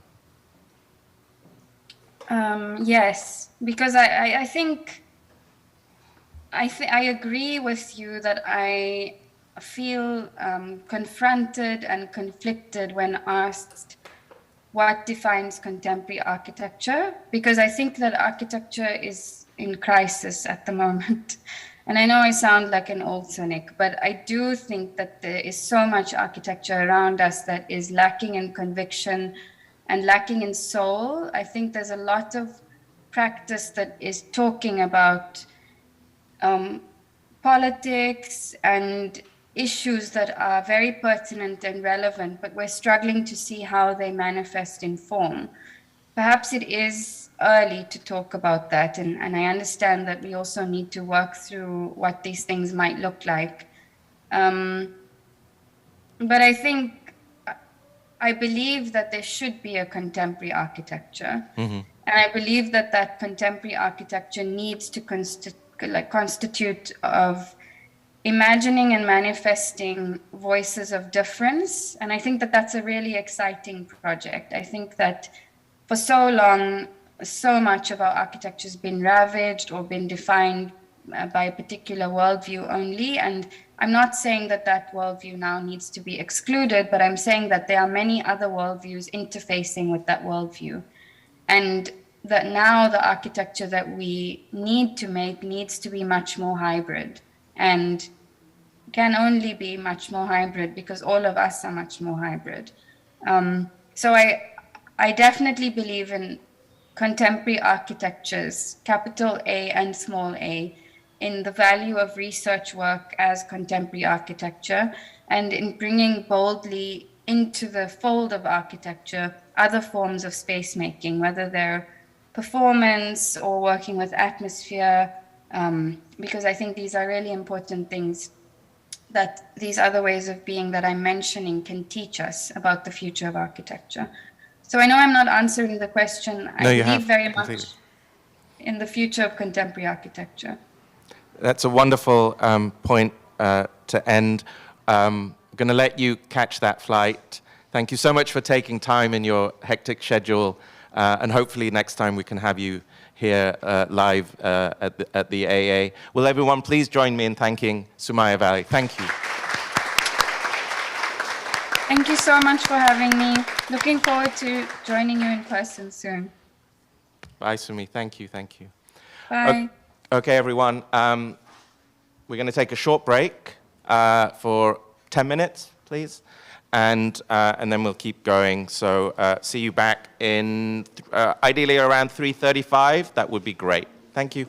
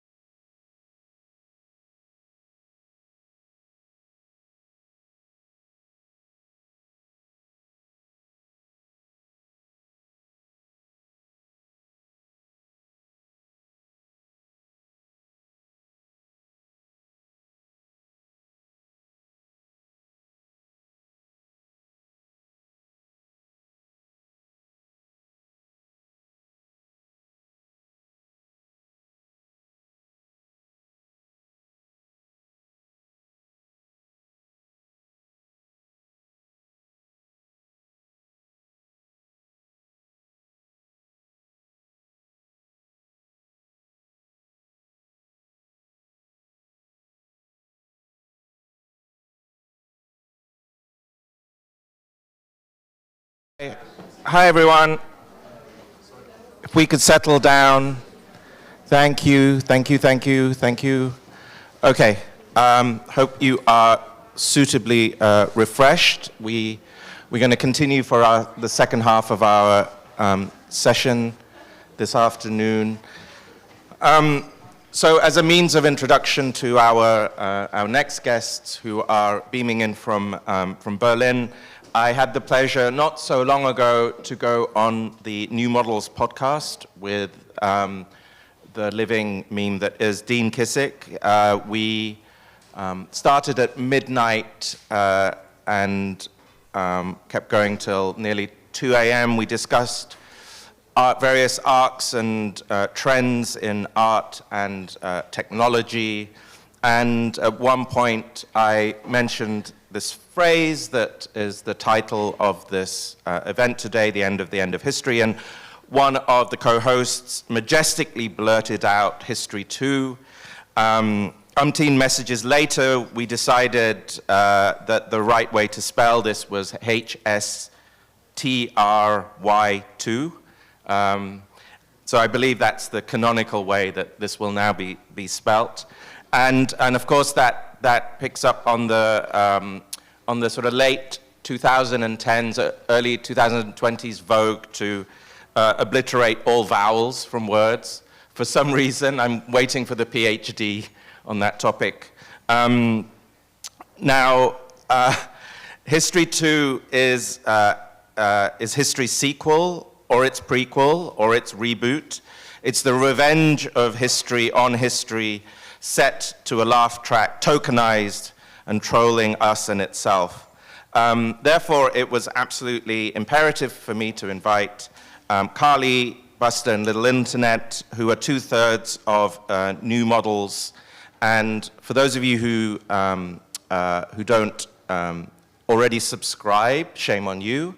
But New Models has emerged over the last few years, I think, as one of the preeminent kind of cultural venues for the discussion of, amongst many, many things, new media, technology, fashion, kind of semantics of cultural speculation, all kind of colliding and vibing with each other. The third member is Dan Keller, and New Models has now squadded up with 2 other notable podcasts, including Interdependence and Joshua Chitterella, to start their own new Web3 media kind of venture, which is called channel.xyz.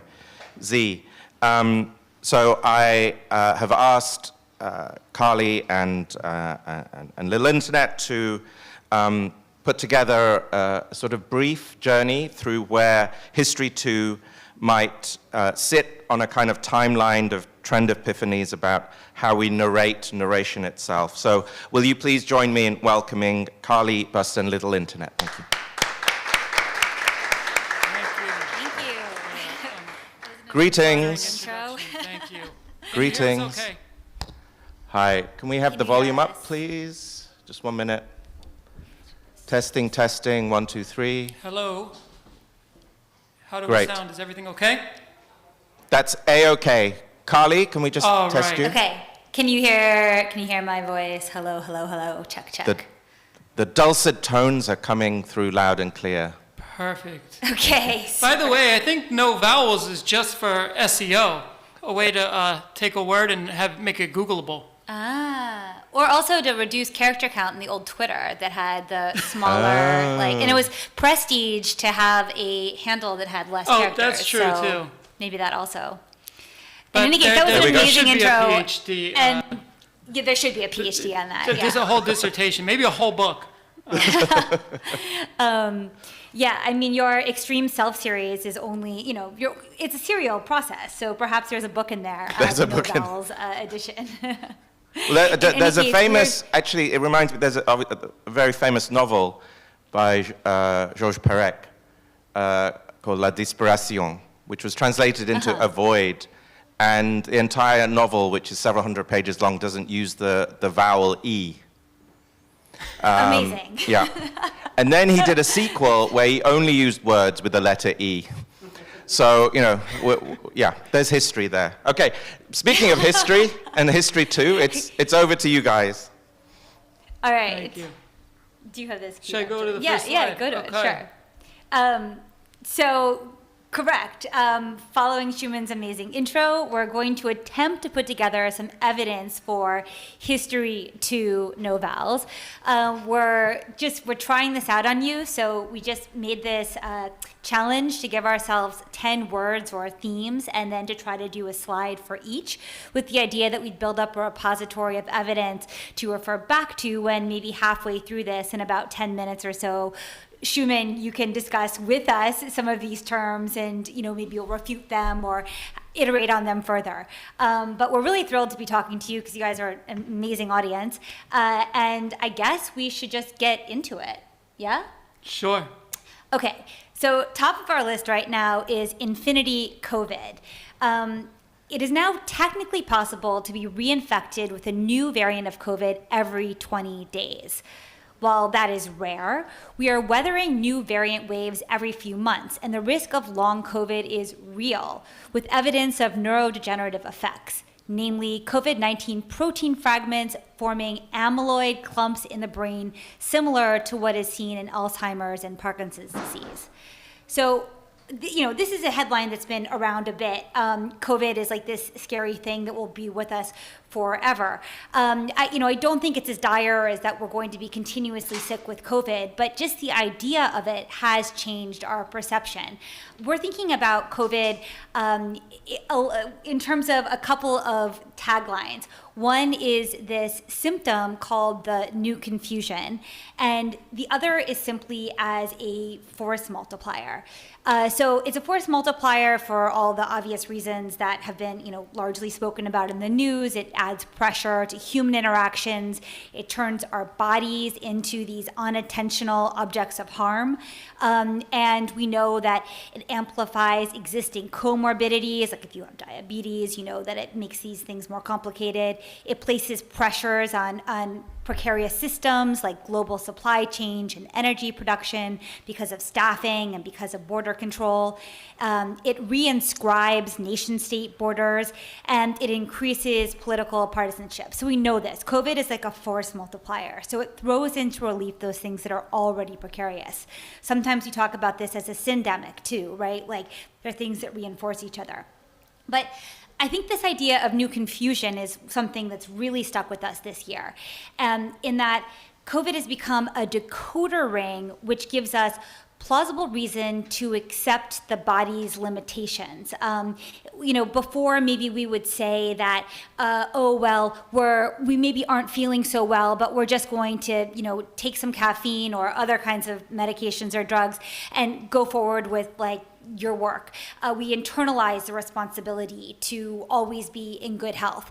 And now suddenly we have this plausible reason to say maybe there is something external from us that is causing us to be precarious. Maybe there is a systemic reason why we're ill. We are willing to look at our bodies in a different way. We're able to see them in a different light. We're able to understand a non-neoliberal form of wellness, a kind of wellness that maybe takes us out of these productivity cycles. So that's really interesting. But furthermore, it's revealing a new way of thinking about disease.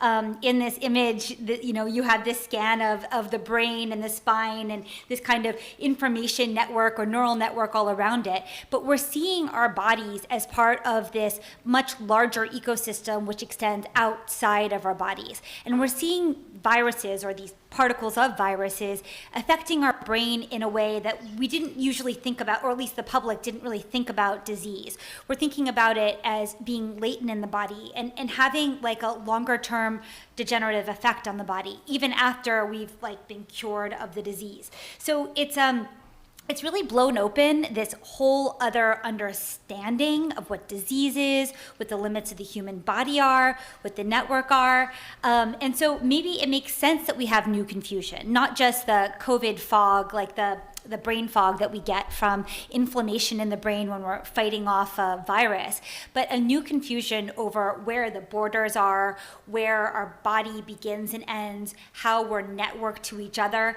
There's this, I'll give this one great fact, and then this is like the longest one. I guess there's a microbiologist at Caltech who said that human cells make up only 43% of the body's total cell count. To quote them, we don't just have one genome, the genes of our own microbiome present. Essentially, we have a second genome which augments the activity of our own. So just on the level of biology, before we even turn on our Wi-Fi, we have this these different information systems which are like responding to each other and acting with each other in ways that exceed our pre-existing understanding of how the body works. So I think that's super interesting, and I think that sets an interesting frame for the new confusion, and maybe a key reason why some of the old grand narratives have broken down. Also, part of this related to, this protein plaque.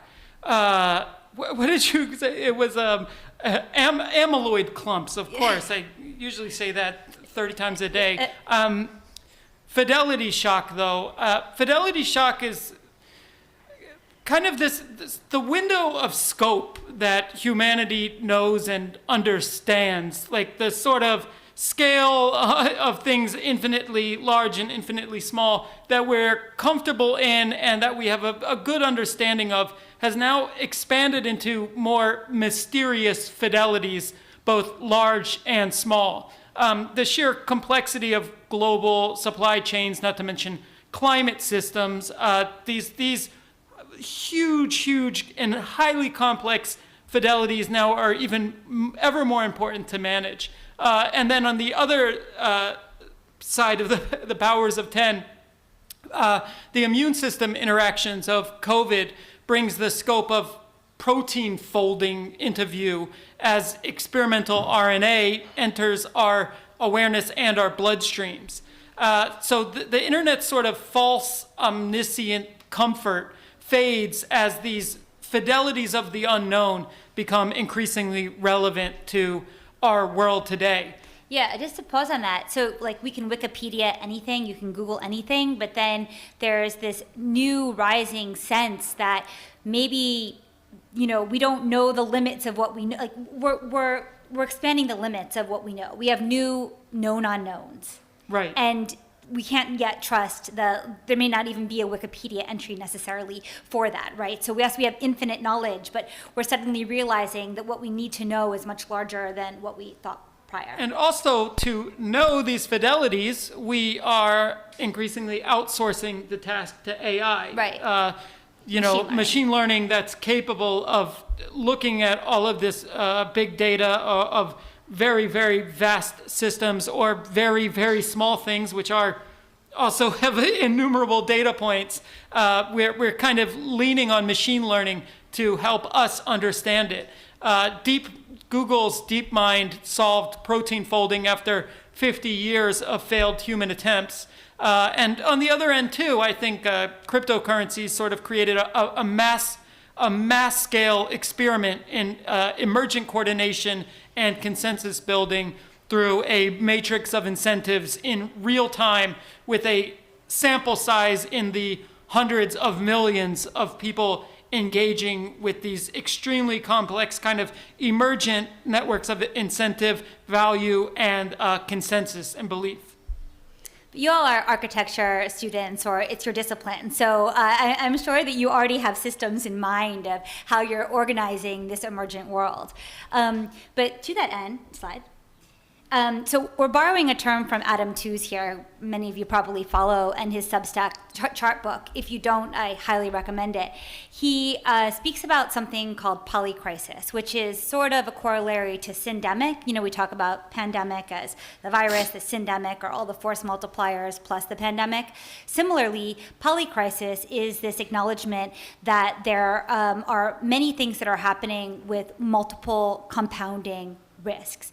In Adam Tooze's model, you can see here, I hope the left and right is the same. Yeah, it must be the same for you. So on the left, you'll see his general template for the poly crisis in January 21st, I think, of this year. He went and he redid I think part of it's probably cut off, but he went and redid this map this past month, and you can see how the complexity has just, the problem has just metastasized.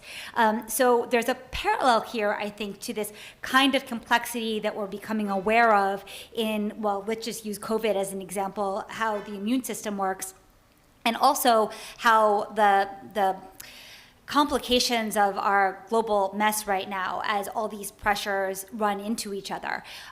What Tooze identifies is how many major stressors there are in play at once, the degree of uncertainty around each, and that they are all happening at once, and they largely reinforce each other. So this also feels like a pretty good template of how things feel these days. There is indeed this new confusion.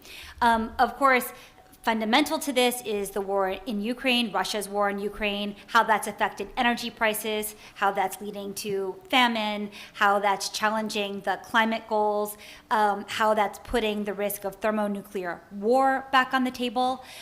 So these are existential issues which we haven't really dealt with as a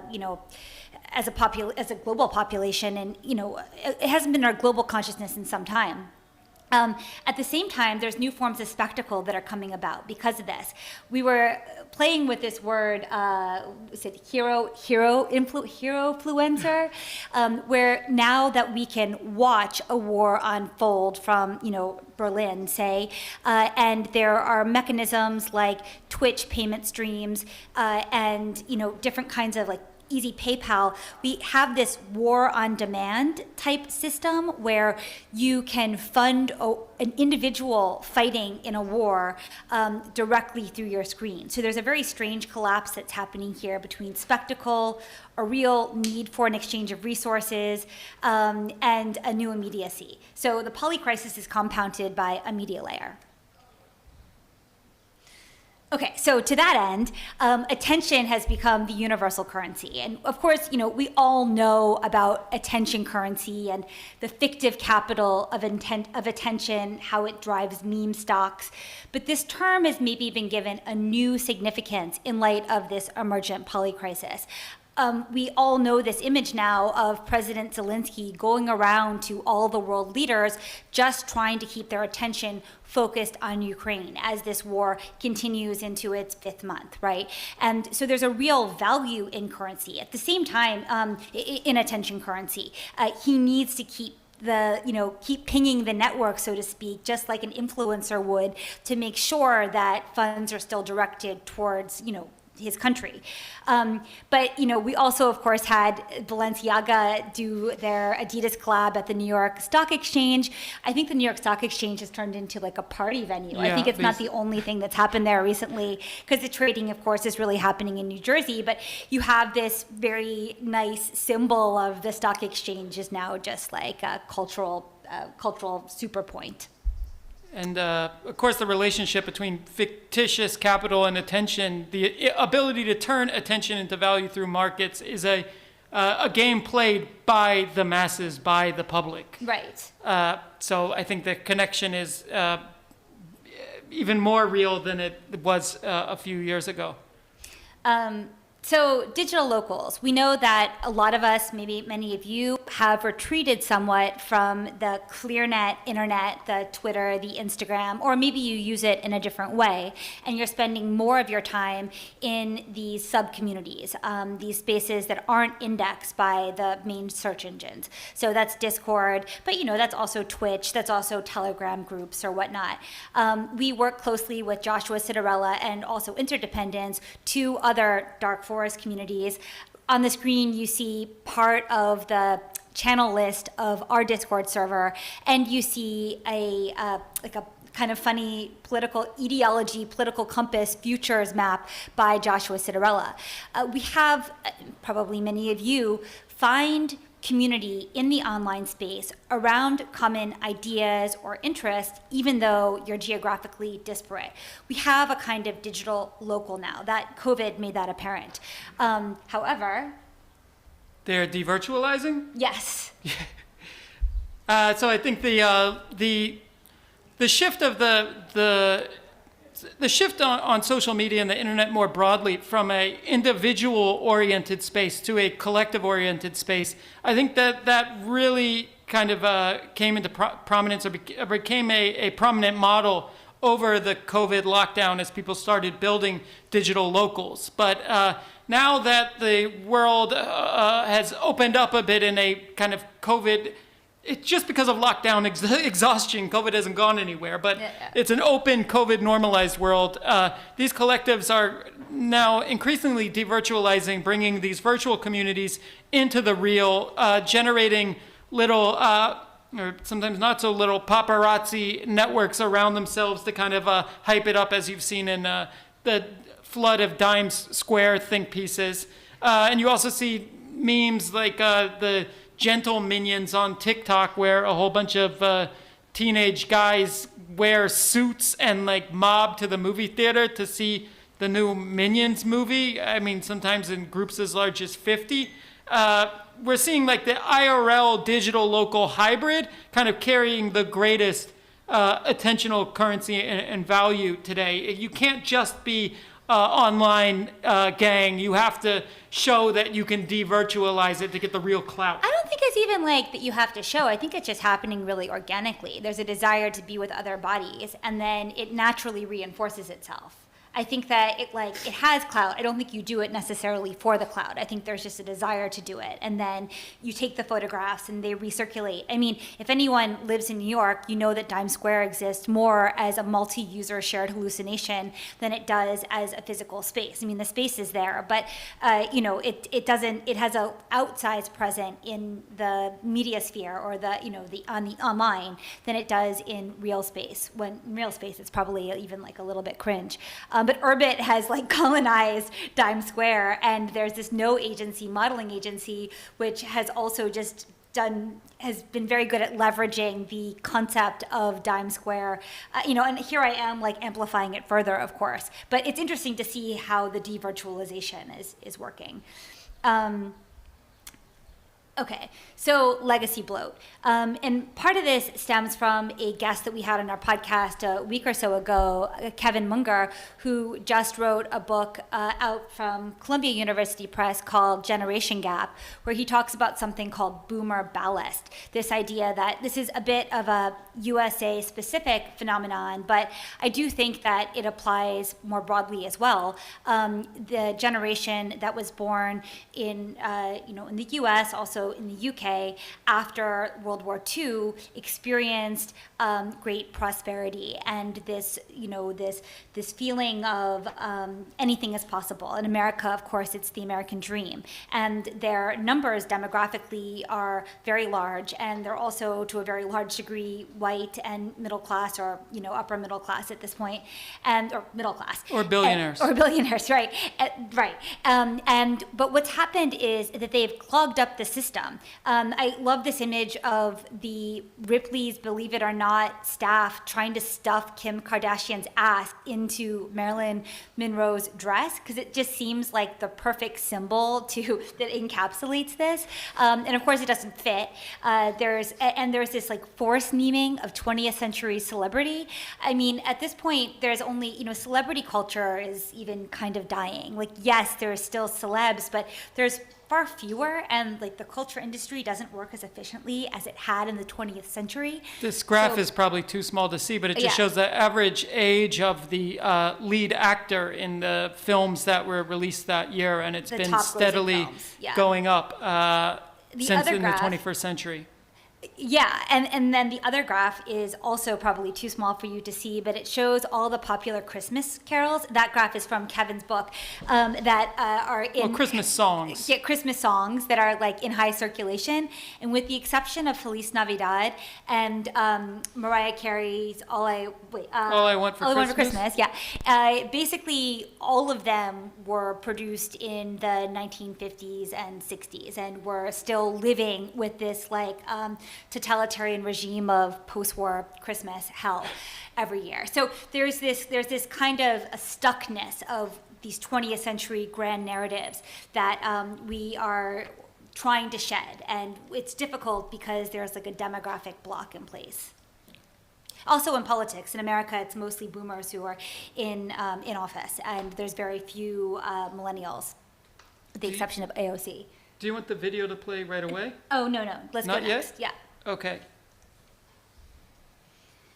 Okay, so this is something that we're thinking about. We're just sort of beginning to form our thoughts around, but it definitely feels like the vibe online for the past couple of years has been going towards a kind of incoherence or a kind of fog, maybe even like illegibility. And maybe there's an interesting parallel here with like COVID brain fog and new confusion, and there being something that's kind of helpful about all that.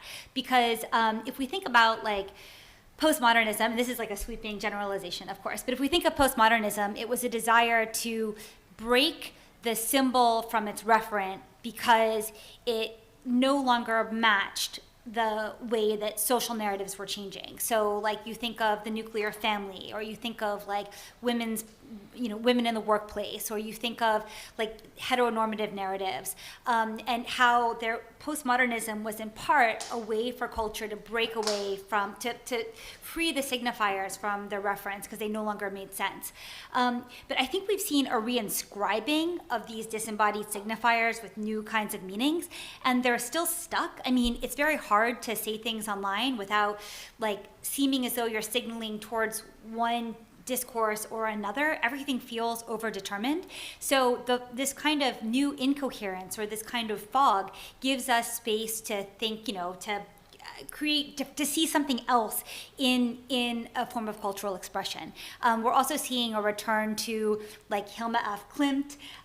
We think of like Drain Gang, like, this kind of drone type of sound, or loops that can loop infinitely so that get to a kind of drone. And this is very like Tony Conrad or Theater of Eternal Music. It really is a kind of 60s moment or a 1920s moment. I really appreciate, what are you going to say? Go ahead. What are you going to say? I was going to say this, but go You ahead, say it. continue. But this is a departure. Okay. So should we play the video then? Oh, sure. Okay, so we really like Honor Levy, who's part of this podcast called Wet Brain. She has a TikTok that I think really well encapsulates this. We won't be able to hear it, so if you want me to play it, Yeah. play it.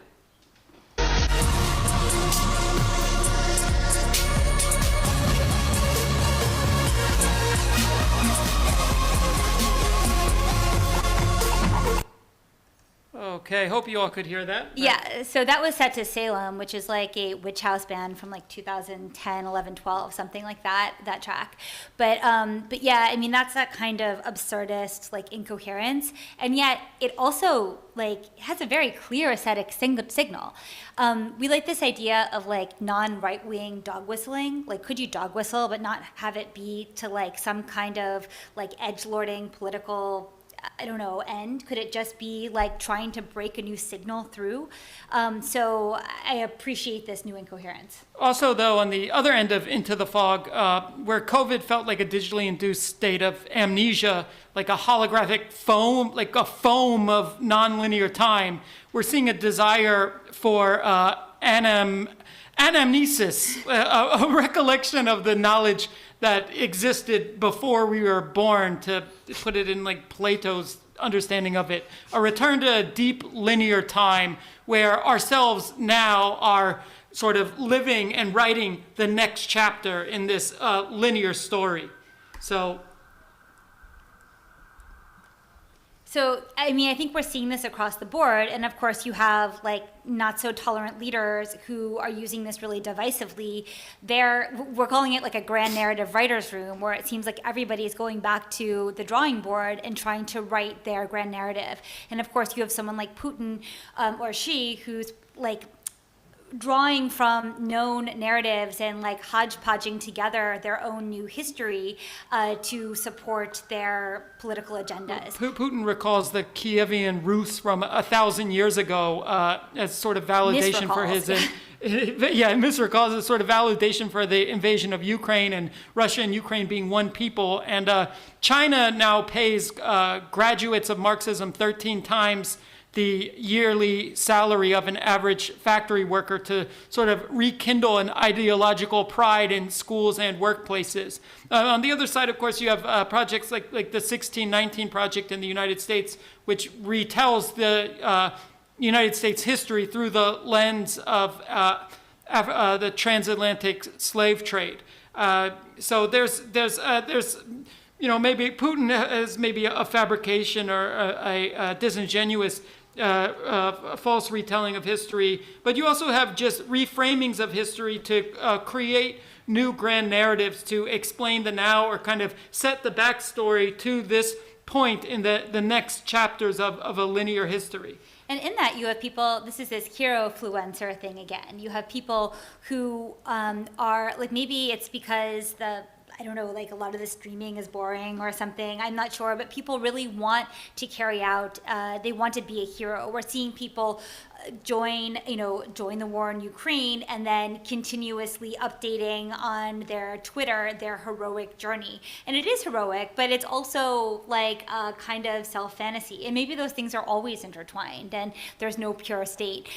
We also see, though, maybe one of the reasons why street protest, street activism is like particularly attractive at this point, over the past 10, 15 years since Occupy, is because it also allows the person on the street to feel as though they're doing something heroic. They're putting themselves at some risk in order to, fight for their rights. I mean, that's a kind of cynical view. It can also be good that they're protesting at the same time. Those things aren't mutually exclusive. But it's interesting, this desire for the hero narrative and for the competing grand narratives. So, to that end, I feel like we're like auctioneers, speaking incredibly fast. Sorry about that, but we wanted to run through those 10 points. This brings us to this end of history. And here's, Shumon, you'll be familiar with this image. Maybe you've already shown it, but Fukuyama and the day that, the crypto markets were just completely tanking. And of course, you're all probably familiar with the idea that, no two countries with the McDonald's can be at war with each other. And of course, McDonald's left Russia. Here we are. There is maybe a new kind of, I wouldn't call it a blank slate, but there is this opportunity to redefine what our guiding narrative coordinates will be. We do see this as like the baseline for History 2. History 2, what is it? Sex 5, Web 7, I'm not sure, but maybe this is the moment where we bring Shumon back in and we can talk through some of these things or add clarification. Thank you so much. Wow, I feel like we're present at the writing of history itself, because this feels like a kind of menu list for something much bigger to come. But actually, on that, I was thinking how that phrase, the end of history, was, I think, one of the great meme phrases about history. The other one that comes to mind is, history happens twice, first as tragedy, then as farce, whose, the accreditation to that is, like many things on the internet, somewhat foggy, but I believe Marx is in there, Hegel's in there, Zizek's in there, et cetera, et cetera. And I think, as you've just demonstrated, both of you, with Dan, when I think about, one of the sort of great superpowers that you have at New Models is the conjuring of neologisms to to describe, phenomena or feelings that exist at the moment that perhaps haven't yet been articulated into language. There was an article that came out also quite recently, I think it was in ID, about this notion of name core, and how, so name core is this trend where every micro trend becomes a core, right? And of course, perhaps the foundation for this would probably be something like normcore back in 2012, 2013, through the kind of authorship of K-Hole. But it seems, and the argument that was made in this article, which I thought was very interesting, is, you have memes, you have trends, but then you have like micro trends, you have micro memes, and all these things obviously are lasting shorter and shorter and shorter and shorter sort of periods of time. But regardless of that shortening or atomizing of how long they last, everything needs to be labeled. No? That there's something about that act of labeling that seems to be sort of directly correlated with what you called the sense of being in the fog, or going, being deep inside the fog. I'm sort of curious, what do you think this tendency to name everything a core says about where we are at the end of history? What is that relationship that we have with language, and how we feel, and how this kind of onslaught of foggy polycrisis that's happening to us every day?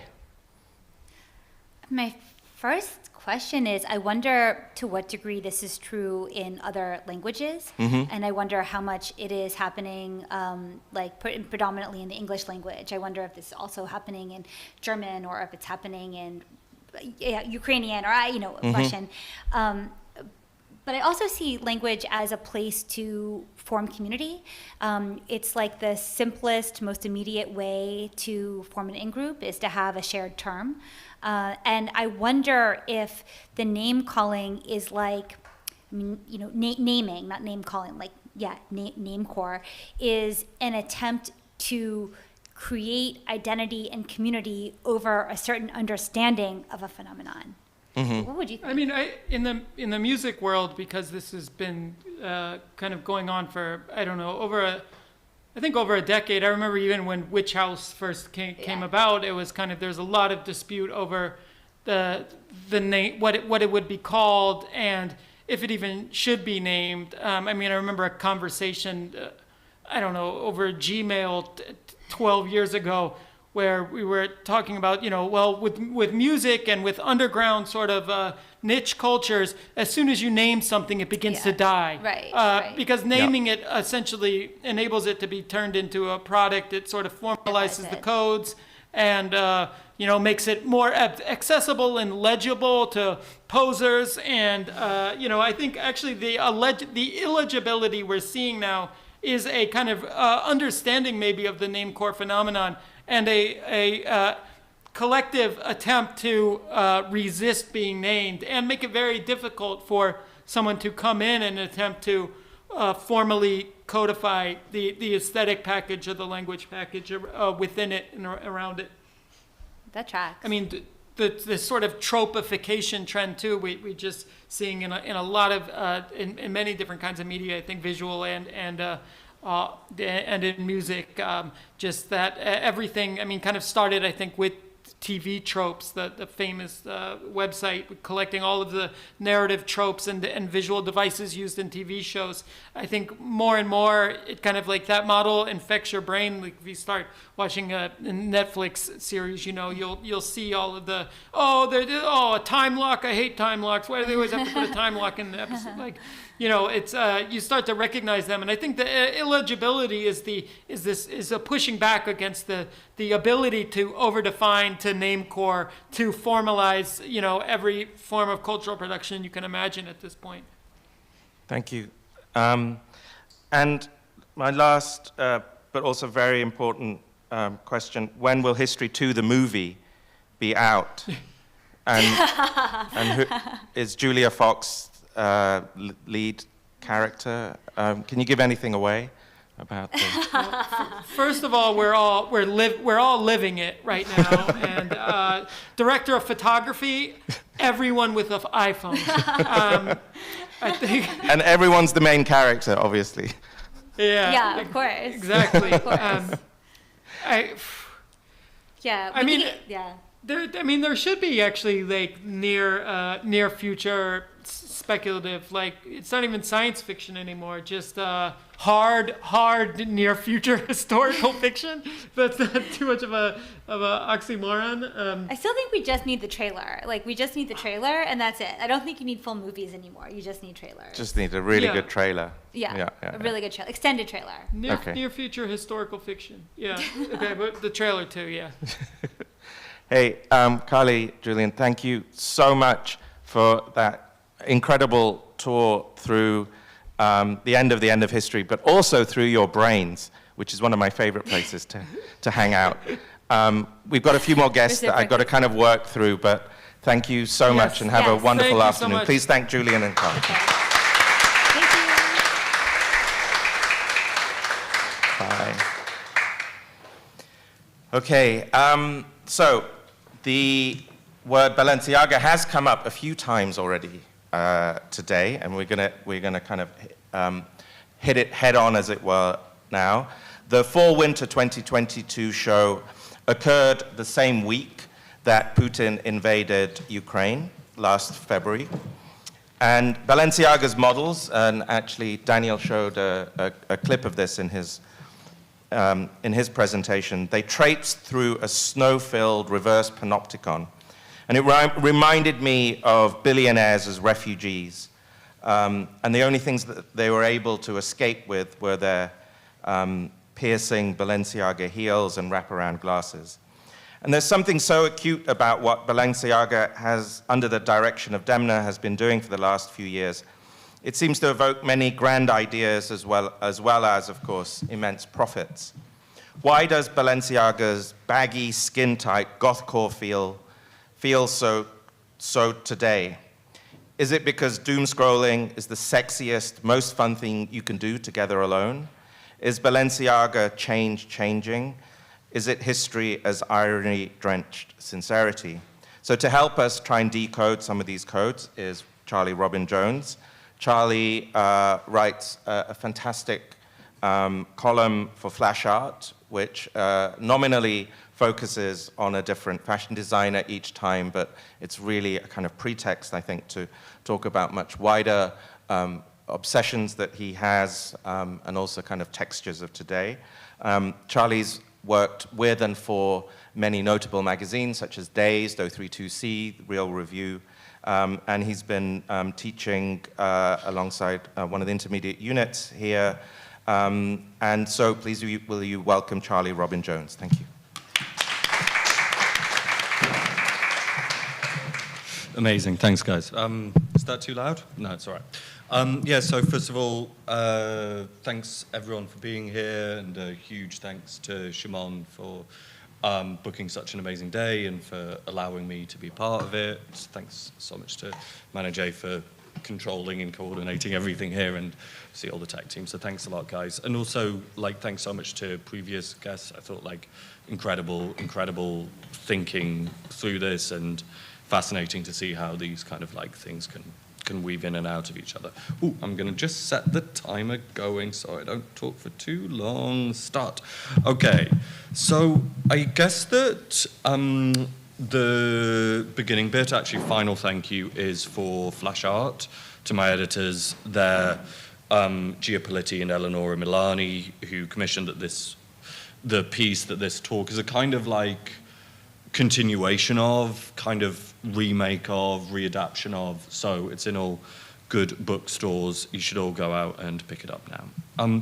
So as Shumon said and introduced, this talk is a way of thinking through the work of Demna formerly Demna Gvasalia, the creative director of the fashion house Balenciaga, who have, of course, come up many times before in this conversation. And, you know, I kind of think like Demna and his work and Balenciaga as a kind of like cinematic universe is the kind of thing that you could literally talk about anything for. And perhaps there's even an interesting kind of very contemporary thing to have a kind of nest of so many different meanings within it. But something that I have always been interested in, but particularly in the conversations around commissioning this talk that me and Shumon had, one of the points that I became most interested in is actually Demna's work looking at the end of history itself as a kind of cultural moment, as an aesthetic series of codes, even a series of manners, even a series of, if I could say, geographies or even non-geographies. But also I'm really interested in how Demna's work and Balenciaga also looks at history and treats history and takes history as a kind of a kind of pliable fabric from which it can pull and re-pull, and which even we could think of as a sort of certain fashion temporality or fashion way of treating time. So to do so, we are going to look at two moments from the recent past. The second one is going to be the Balenciaga Couture show from Wednesday, and sort of in parallel the previous one, but we're going to sort of think about this kind of moment and recreation of time here. The first one, which we're going to spend a little bit of time on, is looking at the Balenciaga Summer 20 show, the one which was filmed, which was staged within the recreated European Parliament. I should say the seat of the European Parliament, because these things are precise and really super weird. So on the 29th of September 2019, Fashion Week attendants were invited to a soundstage in Saint-Denis. This was a soundstage that I think Godard had used before, so it's a sort of very storied place, but also a kind of unstoried place. Like when you see pictures of it, it's literally a soundstage. It's just like almost emptiness. But within that, guests came in, and I was just on holiday with someone who was there, and apparently I didn't actually see this written up, but apparently guests were asked when they walked in to enter like security style like scanners, which I think is a fantastic hint. They were then greeted by a scent template designed by Cecil Tolas, who created the odor of blood, petrol, and money. These kind of signifiers of power today, these principles that can sort of inoculate you. Now, as mentioned, the set was a recreation of the seat of the European Parliament, and it was executed by Demna's frequent architectural collaborator, Nicholas Bildstein-Zaar. As you can see, the walls, floor, an entire runway are cast out of this deepest blue, this amazing blue that I found out was called the Pantone Reflex Blue. How insane is that? That it's like reflex blue, which is exactly the same color as the EU flag. So it's sort of drenched in this like ideology of Europe, not even mentioned, but kind of continually recursed back to. Now, as you could sort of, I perhaps remember from that first shot, the models were not walking on the usual thrust catwalk, the kind of classic fashion, thrust stage. Instead, they're kind of going through this circular runway, turning this classic kind of like protocol for walking into this sort of recursive movement, not just across, but also down in this corkscrew way. Now, this references this like very modern form of parliamentarianism, right? In which it's more like this kind of setup where there's sort of like one person speaking, two people speaking, and then like a group there, because it's more collaborative and it's more open and it's nice. It's not the sort of adversarial sort of like left-right from which the terms originated, and our dear mother of parliaments still models itself on. Now, as you can see here, this is an example of the actual plenary of the European Parliament itself. I should be precise here because, and this is a point which which we can come to in a second, but is that the European Parliament is hilariously several different parliaments. So you have the seat of the European Parliament. It's kind of like almost like these wrestling federations, sub-brands. Anyway, that the plenary of the seat of the European Parliament in Strasbourg, and the building itself was built by the sublimely, blankly named architecture studio, which it is just sort of almost too pure in itself. Speaking of too pure, this building was commissioned in 1991. That was 2 years after Francis Fukuyama wrote the essay, The End of History. 1 year before he wrote the book, The End of History. And it was completed in 1999 and opened by Jacques Chirac 2 years before, I think, the first date, which we could talk about the end of history. If this is the end of history without vowels, then I think that morning in September 2001, I think, is the end of history, no vowels, if you like. Another lovely detail here. I'm doing that silly thing where I'm pointing to the screen, but I should point to the screen here, which you still can't see. Okay, no, we'll work through it. The tower faces two ways. This tower in the center of this building, it faces two ways. The first way is to the east, to the newly liberated Eastern Bloc, to just that year, the former USSR. Just think about that it was the USSR before, but then it's the former, and this is the year that it becomes the former USSR. But it's not yet towards Russia, it's to the former USSR. We should almost hover on that. And it also, even more interestingly, I think, points towards the West as well. So if you think about what an insane thing that is, this is the seat of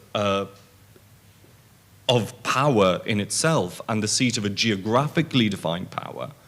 But yet it also faces two ways at once. It's both saying we're kind of for these people, and we're looking at these people, but we're somehow nowhere. We're somehow pointing at some vague space, which is also a non-space. Then this reminded me, when I was kind of like thinking of this and looking at that just this week, reminded me of one of my favorite songs to walk around European capitals to, which is the Pet Shop Boys' single Bilingual, which we're just going to play in silence because we're just going to play in silence. Anyway, this is a kind of perfect metaphor, I think, for this period. It's this sort of like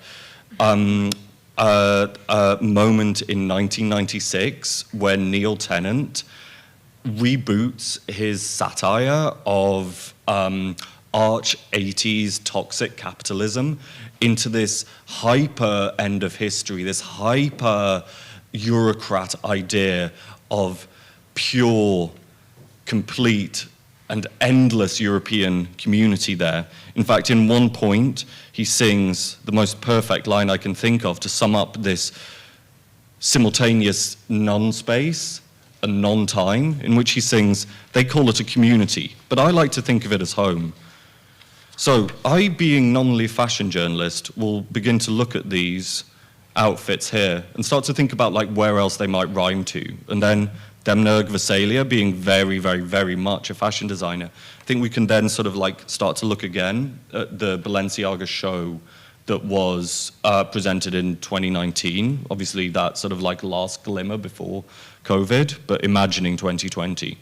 So here we kind of see these like series of like blank uniforms. Here again, this is a sort of like very much the kind of template which we could see here in terms of the look, you know, these sort of like big sort of like classic straight suits, monochromed. Of course, the sort of security guards. This is the only time which you'll see other people. And then here, I think in the collection, we sort of see this, at least in these first looks, this kind of like move between worker and bureaucrat here in terms of the look.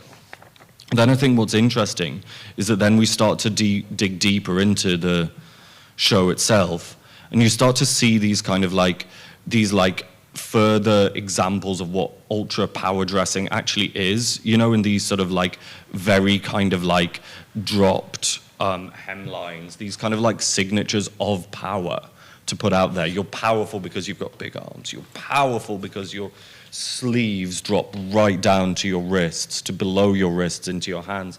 You're powerful because your your cuffs drop right down over your shoes. But then you also kind of see these kind of like, as the show goes on, and I think one of the things that makes Balenciaga shows so interesting and so compelling narratively is that they're sort of often done with a great sense of sort of like forward motion and beginning, middle, and end. And so I think it's really worth paying attention to the sort of the sequencing of the looks here, in which you start to see these sort of like really beautiful, I'm just going to try and zoom in here. You start to see these kind of like clothes kind of like come alive, you know? And the sort of the shapes become looser. The kind of colors become much more lurid. They become like a lot more like classically tasteless, even in terms of this kind of like big logo, big brightness, huge kind of like personality and color kind of coming out. And I think in a way then we could even start to see this very blank slate that we could see in these earlier looks, and even in this this kind of like vision of what 1996 looked like, the future kind of continuing endlessly like this. We start to see it as much more peopled, you know?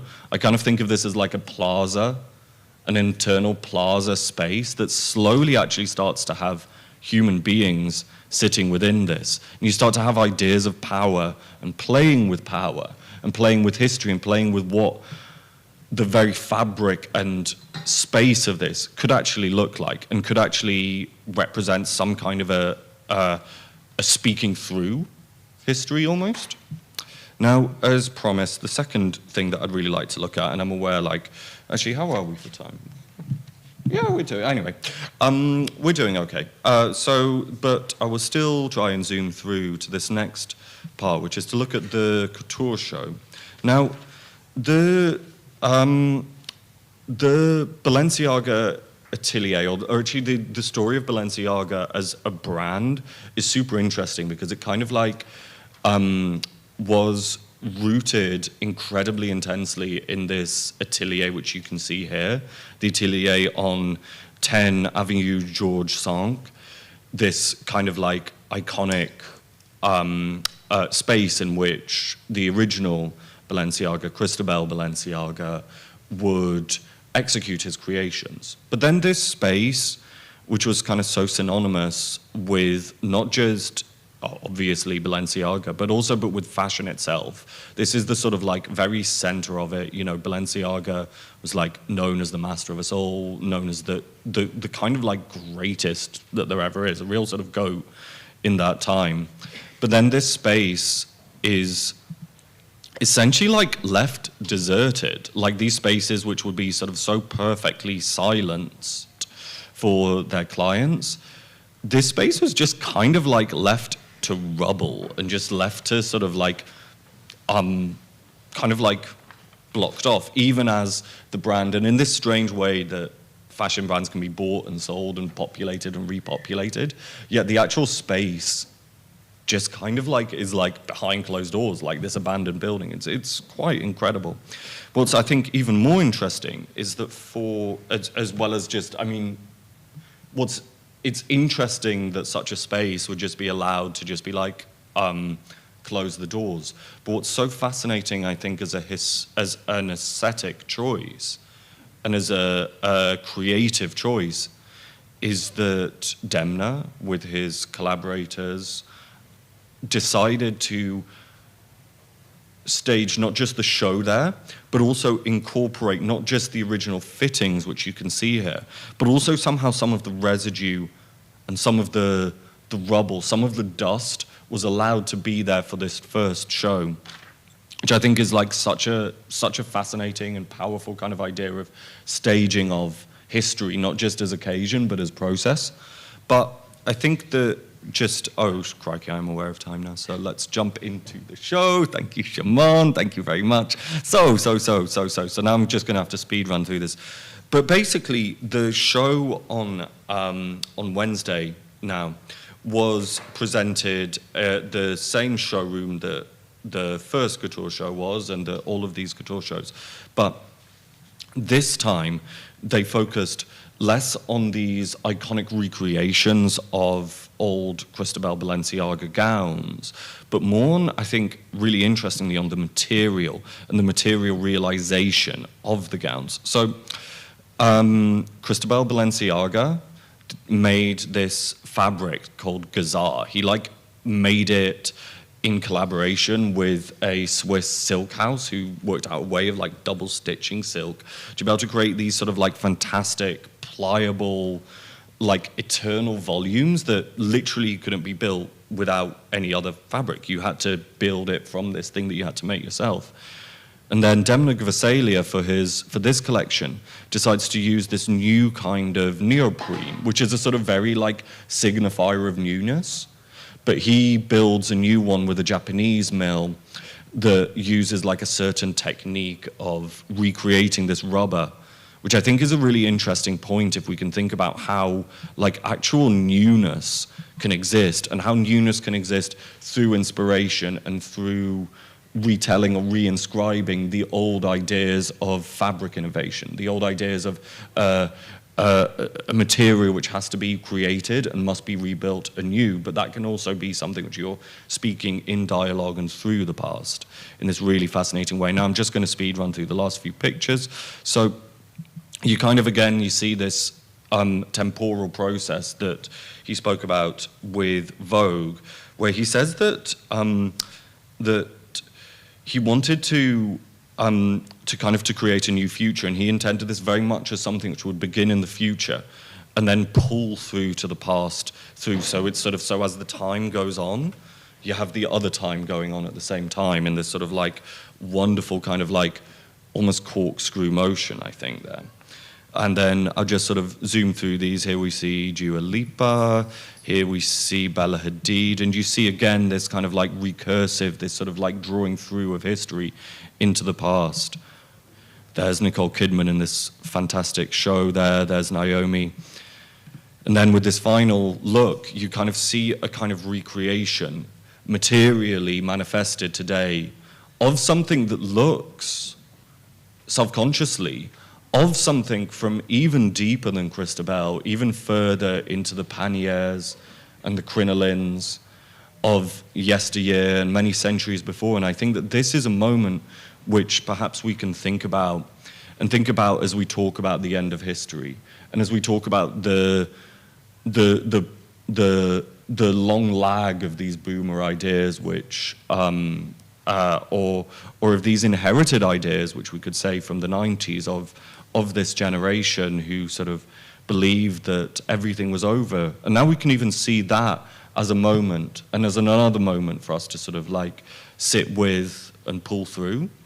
And I think that the possibility, I think, for history to be something of a force multiplier, for us to think not just of ends of history or finalities, but to think of how history could be a system and a logic through which we can allow new futures to emerge, and new times to emerge, and new tomorrows to emerge without sounding too pat or too cheesy. And I think it's interesting how clothes can themselves exist as moments and doorways through which, better tomorrows might emerge. But anyway, I think that's it. I think I'm over time there. So sorry for the speed run there. Not at all. Thanks. Thank you, Charlie.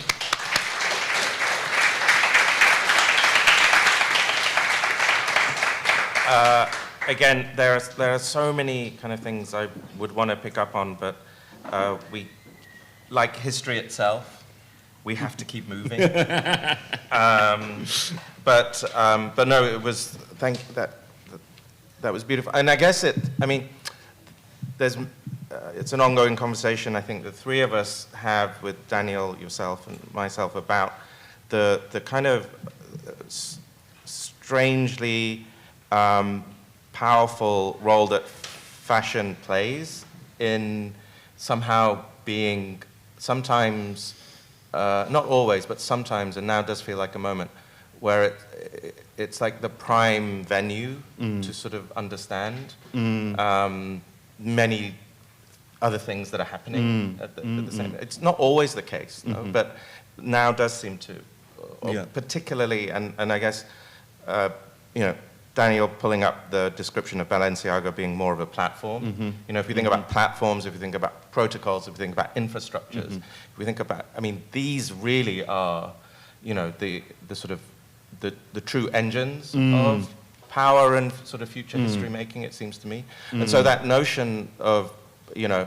I mean, we've talked about this as well, but like Hans-Ulrich Obrist, after, you know, some of these recent Kanye West spectacles, which have been also collaborations with Demna and with Sub, with Nicholas and Andrea, you know, Hans-Ulrich said, look, there's nothing and no one in the art world at the moment that comes close to this. I mean, that comes close to the kind of resources that are available. But also these are kind of new category defining events, no, and spaces, like what really are they? And there's something about that, going back to what Carly and Julian were talking about, like sometimes the most powerful things are the things that seem to refuse being able to be named. And therefore we sense them or we feel them more than we're able to label them. There's something about Balenciaga in the last few years that to me feels like it belongs to that. I really agree, and I should apologize to Daniel, because also that part of the kind of trialing and thinking through some of these things came from a lecture commissioned by Daniel, and which me and Shumon did, and sort of on a sort of similar kind of series of thinkings there. So I think, and a lot of the ideas there about the sort of the temporality of fashion and the ability of fashion to both kind of reference and pull in and project forward. I think that say that there's something very like contemporary, incredibly literal about fashion, because when I buy clothes, I always think of the moment that I'm gonna wear them, like maybe next week and now, and maybe that's what contemporary is that sort of like the thing between like me buying something and me thinking about wearing it, is that's a time. But you can also then project far back into the sort of like into the depths of, you know, all of the things that fashion can reference. But I think something that I was thinking about when you were saying, Shumon, and sorry for hogging the mic here when we need to run, but it's something that I think which is highly interesting about fashion as a whole, is to talk about how fashion doesn't actually sit as a whole, and also to think about like by which I mean the sort of porousness of fashion as an industry and fashion as a system. And the way that fashion is kind of like unique and envious. And I'd say like kind of architecture is perhaps the kind of the closest kind of like creative field that you could analogize that to, of the allowing people to come in and to discuss, allowing that curiosity that say that a fashion show can be both a point which music can exist within, that sort of that narrative can exist within, that it allows sort of this pulling in, which I think is one of the reasons that say that fashion has been kind of like historically, I think underappreciated as a sort of like, as a kind of center of real discourse, especially in Britain, I'd say. But yeah. Once again, please join me in thanking Charlie Robin Jones. Thank you. Thanks a lot. Can I leave that? Onwards and onwards. So not long ago, a friend messaged me with a great sense of urgency. She told me I had to see a new film. It was called Everything Everywhere All at Once. And she said, quote, "I laughed until I was weeping. It's an ultra-surreal multiverse story," end quote. She made me promise to only watch it on the cinema, which I eventually did. It's a madcap movie that makes the most of the multiverse phenomena, which we've seen take over the Marvel franchise, amongst many other things. Multiverses postulate parallel universes, less alternate histories, more maximalist history, where everything is happening, as it were, all at once. The friend who tipped me off was Natasha Sandmeier, who's my next guest. She is absolutely no stranger to the AA. She taught a very influential diploma unit here for many, many years, and ran the summer school for even longer, and for 10 of those years we co-ran the summer school together. She currently leads the postgraduate entertainment studio at UCLA Architecture and Urban Design, and her research takes in media within the creation of speculative architecture and environments. So to take us through the multiverse, please will you welcome Natasha Sandmeier. Thank you. Hi, everyone. Hi. Shumon, can you, audio working or no? Yes, we hear you loud and clear. Okay, great. Fantastic. When I did the test yesterday, it was headphoneless. Hello, everyone. Great to be back in the building, although I can see none of it. And I'm also doing this from iPad, which is deeply unfamiliar to me, but I'm going to share right this second. Hold on a sec. There we go. Share screen.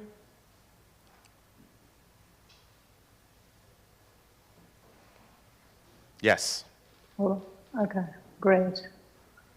You see this, yes? Got okay. it. Fantastic. Yeah, so as he mentioned, I wasn't even out of the cinema yet, and I don't know why I had a burning need to text Shumon. I think he's the only person I texted, but it was probably in all caps because I once read, I think it was in the New Yorker, the review for Fury Road, Mad Max Fury Road, and the entire review was in all caps because that was the only thing you could think when you were watching the movie, that it was just so all caps. And for me, this film felt the same. It was at once pure insanity, but absolutely filled with possibility. So I'm going to do a short bit on that, and then I think Shumon and I will have a bit of a chat. So to start, Waymond Wang, the unassuming husband of our protagonist, Evelyn, in the film, asked, I think actually it was Alpha Waymond Wang at this point, but he says, you've been feeling it too. Something is off. Your clothes never wear as well the next day. Your hair never falls quite the same way. Even your coffee tastes wrong. Our institutions are crumbling. Nobody trusts their neighbor anymore. And you stay up all night wondering to yourself. And then Evelyn jumps in and says, how can we get back? And so I would kind of argue that it's not that everything is wrong or crumbling, although given Shumon's introduction earlier today and the news in the past weeks and days, one could easily think that everything is crumbling, but I remain forever an optimist.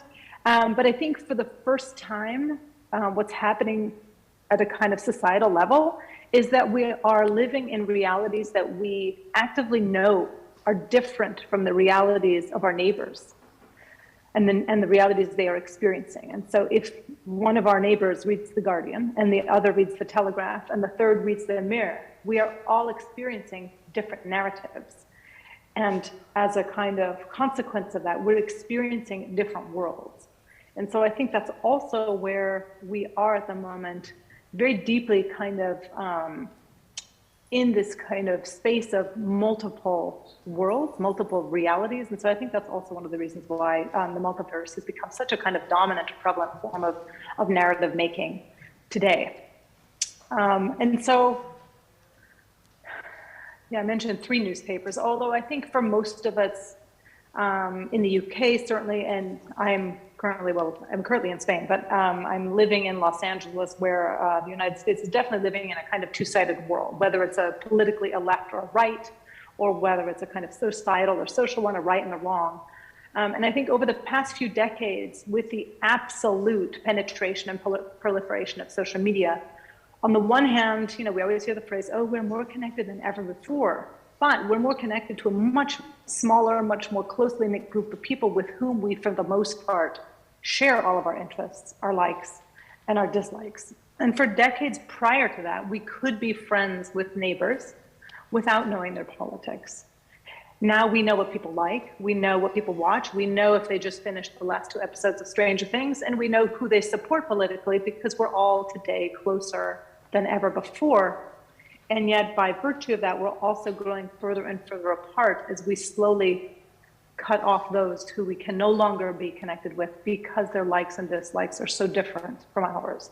And so the reality is that we're becoming a much more fractured society of people who hold very firm and very immovable views that really very rarely tolerate differing opinions or experiences. And so for me, and I think quite a number of the speakers today were talking about identity.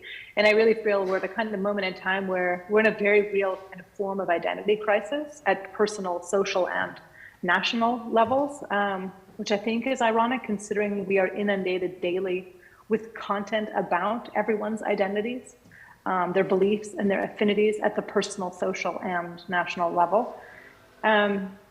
But all of this excess of content is really breeding more distance and more opposition. So I think we looked at the multiverse for alternatives, for a revival of the many, for a revival of that feeling of community that you get when you know there are other worlds and experiences out there, but you don't know anything about them, and they all offer a pure sense of possibility.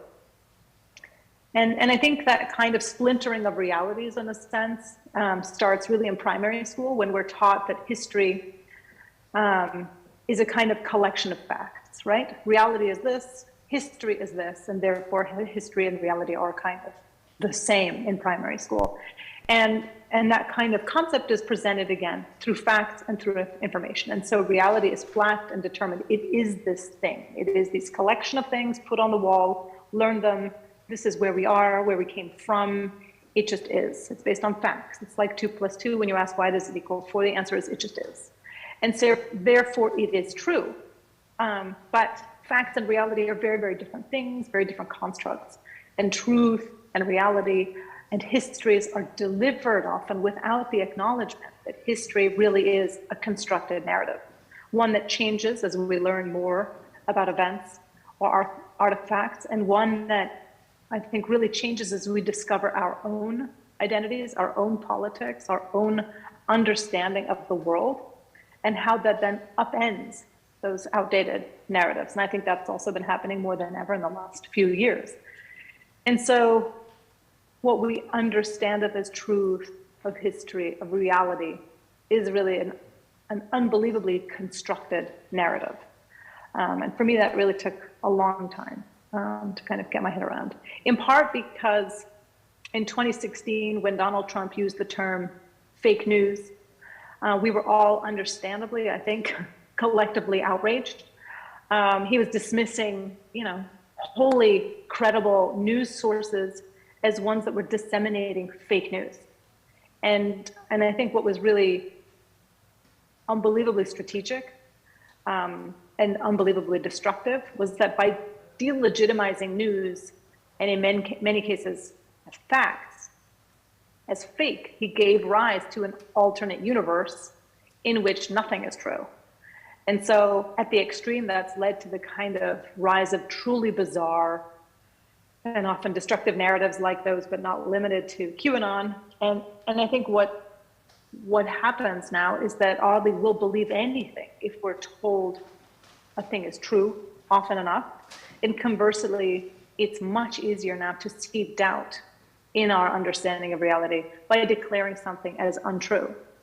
And that alone is incredibly destabilizing, that you tear away the collective social fabric so that we all exist on our own islands thinking which things are true and which things are not.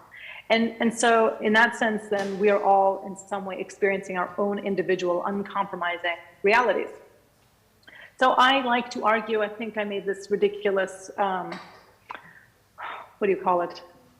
Intellectual sketch that's really overstating things. But I like to think that reality is a sausage. I use the sausage model. It's not the best, but it's what I like. And so I think what's really important to understand is that you and the person next to you have very different views of the sausage. Life has taken you across different routes along the sausage. Shumon's reality is very different from my reality if reality is the sausage, right? We live already in a version of a multiverse. We just find it incredibly difficult to acknowledge that others experience the world so very differently from us. We see a small part of the sausage along with information that others have given to us or that we have learned about other parts of the sausage. But nobody really has a kind of sense of the entire sausage. So my eyes are looking at my part of the sausage, there's Shumon's eyes. Some people have the great benefit of a kind of more global worldview, and may see more of the sausage. But I think it's really kind of fundamentally important to acknowledge. And I don't know how big we are. Like my eyes could be much, much, much, much, much, much smaller, right? What's really critical to acknowledge and understand is that we also only ever see our side of the sausage, right? And the sausage is immeasurably huge. And then you have others who take out slices of the sausage, reconstitute them with other possibly non-animal parts. Who knows what they put into their slices of the sausage. I would say the eye with the, do I have a cursor? I do not. The eyes on the slice over there, that's probably QAnon. One of the other slices could easily be reality TV, right? And so I think if we understand that we only see a part of the sausage, then we also start to understand what has, I think, probably in the last 5 years become language that allows us to speak about our understanding and our experiences as my truth, right, or my reality. And I found that kind of phrase really jarring the first time because it seemed like it destabilized or delegitimized anybody else's truth until I really understood its purpose, which was just really to declare that this is my truth and my experience. And so this is, in a way, the precursor to why I think this movie is so fundamentally uplifting, so fundamentally, I think, exploding the idea of what an understanding of a universe versus a multiverse is, an understanding of where we are today and how we experience the world today.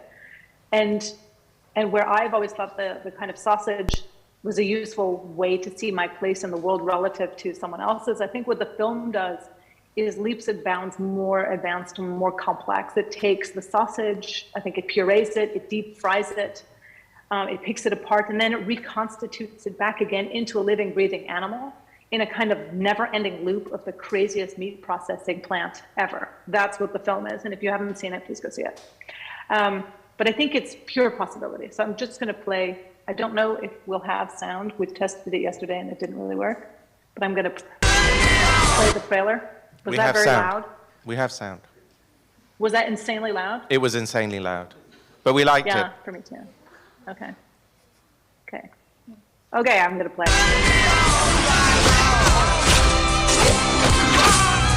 Of all the places I could be, I just wanted to share with you. Remember our mission. Consider the fate of every single world of our infinite multiverse. There is no way I am the Evelyn you are looking for. Every rejection, every disappointment has led you here. To this moment. Don't let anything distract you from it.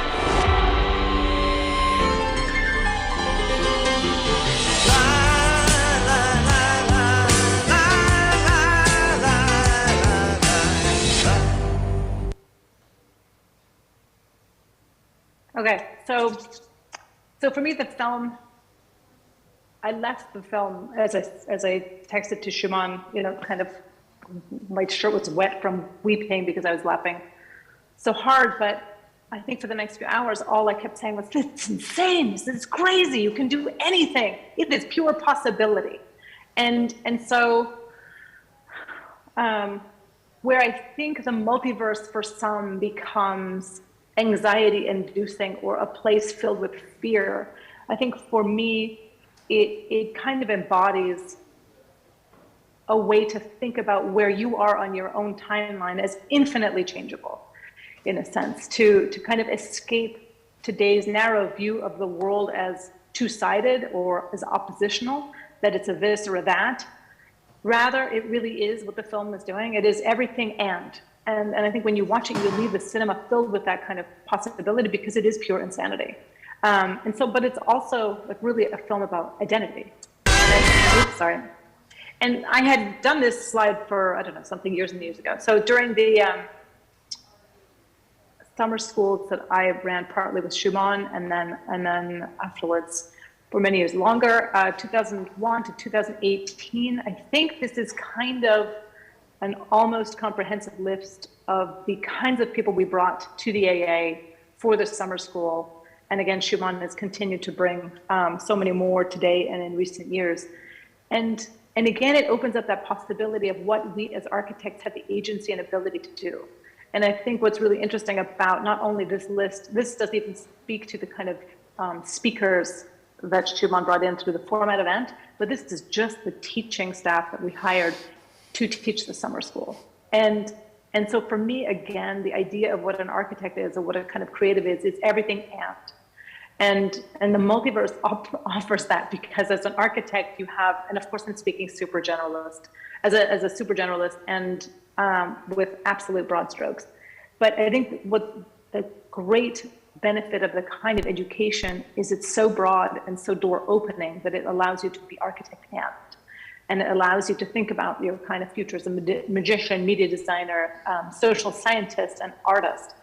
And where the film, and I think part of what summer school is about the kind of construction of identity, understanding that it is changeable, that it is always shifting, right? That it is at once 4 Evelyns or 5 Evelyns who are together one Evelyn, and that your identity does not need to be singular. For those of you who might be interested in the making of the film, I thought what was a really brilliant side note was that they had 5 full-time visual effects staff on the film. They had other outside consultants that they brought in to do some of the puppets and some of the other work, but for the most part, there were 5 visual effects artists on this film. The donut was made entirely in Blender by one person. And for that alone, thinking about the ways in which we construct narratives, the ways in which we construct identities here, where Evelyn is seen changing through hundreds, if not thousands, of versions of herself. One of those versions is also the construction and the making of the film itself. And so this still of their Zoom when she was doing a trial in the green screen is also in the film. So it also kind of loops in the sort of forms of meta-narratives. And I think thinking about forms of magic and forms of storytelling and forms of possibility, I'm just going to prop Shumon here again. In previous iterations, he did bring in a magician, and we did hold a fashion runway. And thinking about all the ways in which one can be a designer, be a creative, be an architect, I think is absolutely a kind of fundamental aspect of what these conversations are today, bringing in people from different kinds of disciplines to all share ideas together, but also thinking about where all of you are in the room and in Zoom, thinking about the kind of futures of your lives as architects and as designers and creatives. And so whether it's searching for identity here, a former student of mine in Los Angeles who, as part of his thesis project, made hundreds of these Photoshops, always questioning whether he was the designer, the educator, the builder, ultimately doing a piece of work that was a kind of large format image where he was also all over in various guises, not knowing whether he was going to be the developer, the architect, the designer, the filmmaker, the builder, the cinematographer, et cetera, et cetera. And that kind of work and thinking as an architecture student, I think is fundamental to place yourself within a kind of legacy of work and thinking that allows you to move outwards, to not kind of narrow down your possibilities into a kind of work and format, but really think about where and how you can build on the discipline and move it outwards, ever expanding. And this is a work by George Massoud, who, for those of you who are in the building, it didn't look like you were in 36, but this is in the top floor of 36, where he was cutting a hole to the lecture hall because he felt stifled by walls and rooms. And so he was challenging, again, the identity of buildings, trying to cut wormholes and create a kind of alternate universe of the AA, to create a seamless experience of lecture, of conversation, of discourse. His hole was made of paper, but a couple of years later, students had heard that a student had cut holes in the building.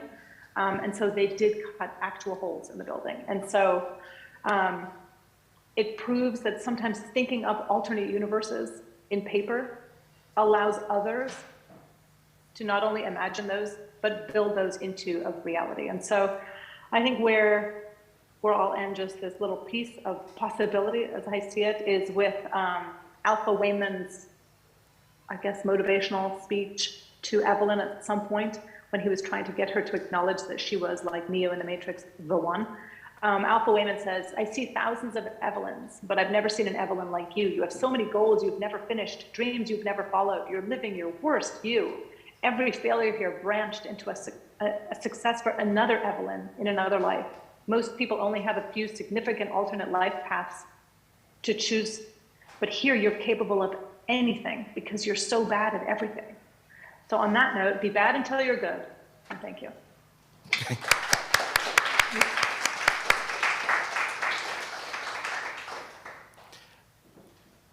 I now have the phrase sausage vision in my head. How does the world seem as, from the point of view of an all-knowing sausage? You didn't mention you didn't mention sausage fingers, by the way, Natasha. Yeah, it's true. I think you can give away that multiverse. Well, I mean, if you've seen the trailer, you've seen the sausage fingers.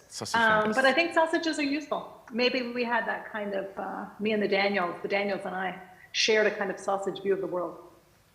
I'm glad you mentioned Daniels, because I think one thing that's, you mentioned the fact that there were five production or effects? 5 VFX. Five VFX. There are two directors to this film, which is unusual, no? There are very, very few. I mean, in that sense, films are quite conservative, like books, in that we still think of them as being authored by an individual, although in reality they're complex organisms of authorship. Well, except for James Patterson, who now writes with guest writers, with Hillary Clinton. Yeah, absolutely. But I find it very interesting that that Everything Everywhere All at Once is under the moniker of Daniels, these two Daniels. And I watched one interview with the cast, and they got into the fact that, a bit like Deleuze and Guattari, like they both have different superpowers. And so it's interesting, it's a film about multiplicity from a kind of an authorship that's already multiple itself. Yeah, and I think what's interesting also is how they made the movie sound in part like a very collaborative kind of effort, where they were, for the most part, doing a lot of testing. A lot of the kind of practical effects sound like they were really just trying things out. And I think one of the Daniels for when Evelyn goes shooting through the past, when she's going, I don't know, she has the world moving past her as she's changing. He filmed a lot of that well before they even started filming. I think before maybe the script was even finished. Wherever he was, he always just took on his iPhone, on a small digital camera, took footage down the street, knowing that at one point they would be assembled into these kind of longer verse jump series. And so obviously, we've been talking about this around and through and speculating about this phrase, the end of history and then the end of history. And of course, I mean, Fukuyama uses very specifically not the end of histories, but the end of history, singular, right? Which touches upon this, what Carly and Julian invoked, the notion of grand narratives. And one of the things about grand narratives is that there can only ever be one grand narrative at a time. The multiverse kind of throws that, sort of upends the notion of the end of history, because could you have the end of histories, plural? Because presumably if history were to end in this multiverse, it may well continue, reboot, etc., in every other multiverse as well. What do you think about this notion of, like, how do we think about history and the multiverse in relation to each other? Well, I think it is the end of the singular history, or at least I hope it is. And so that was in a way my read on the flat screen, that history as we understand it, or as we've been taught to understand it, is a flat screen, that there is a singular narrative. So I'm only too happy to jump on the bandwagon of the death of that particular form of history. Because if we learned anything over the past 2 years, particularly in 2020, it's that our lived experiences are really all very, very different. And so to presume that there is a history, I think is deeply flawed. And again, that's where my kind of understanding of sausage history as a sausage or reality, or the understanding of where we are today as a sausage versus a flat screen, sort of came about in the last couple of years, just because I realized what I knew was really one-dimensional, or two-dimensional, let's say. So I'm at the end of history, yes, of a constructed narrative, yes. But I think the sharing of narratives is a really interesting and potentially beautiful thing, right? To be able to exchange narratives and to know that your narrative is just but one. And last question, Natasha, before we move on. I mean, one of the things I think you've taught extensively and explored extensively through your teaching, but also your own projects, is narrative, is storytelling itself. Is there a danger? I mean, it struck me watching the recent Doctor Strange and the madness of the multiverse, that there's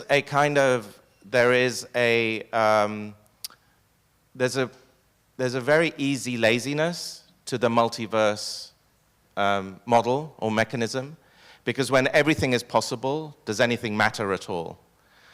Do you think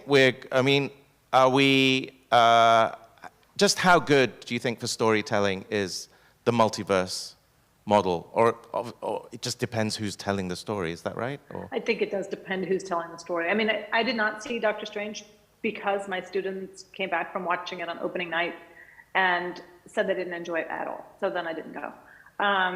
But I think this film, Everything Everywhere All at Once, is brilliant. I think Into the Spider-Verse was also unbelievably creative for its time, thinking about the ways in which the kind of visual medium changes, the forms of narrative of each of them changes, the kind of character development within each metaverse, was experimenting in a very, very interesting way. I still think the Flea and the Acrobat episode of Stranger Things was kind of mind-bending.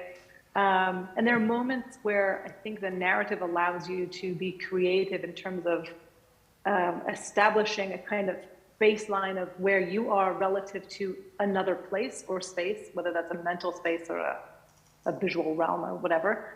I think those films are working with the medium of the multiverse to use it to tell a story, or use the story to describe another facet of the multiverse. I think that becomes incredibly creative. I've not seen a kind of Marvel film do it as well yet, in part because I think the end goal is very different. It's not a kind of experimentation or exploration of the multiverse as a kind of genre or as a sort of play space, but a tool and a terminology to make billions with.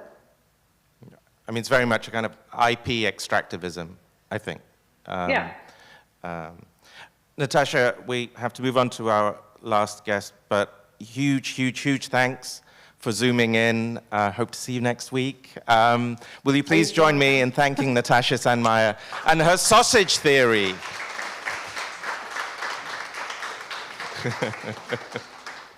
Thank you, bye.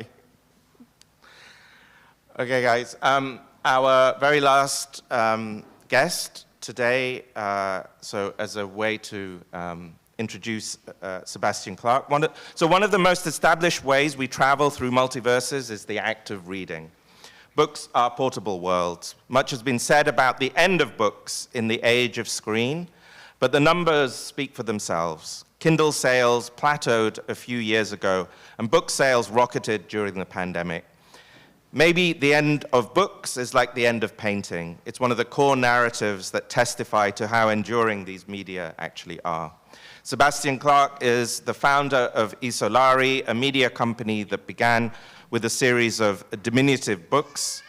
They are compact even by the standards of a smartphone. This is one of them. They pack a punch despite their size. Previously, Sebastian was a political analyst in Kashmir, Sicily, and the Pearl River Delta, as well as a PhD student here at the AA. Will you please welcome Sebastian Clark? Thank you. Hello. Hi. Sebastian, hi. Sorry for the delay. No, it's fine. I'm stuck in portrait, and I'm going to try and do it in portrait. Give me a second. No problem. Portrait version.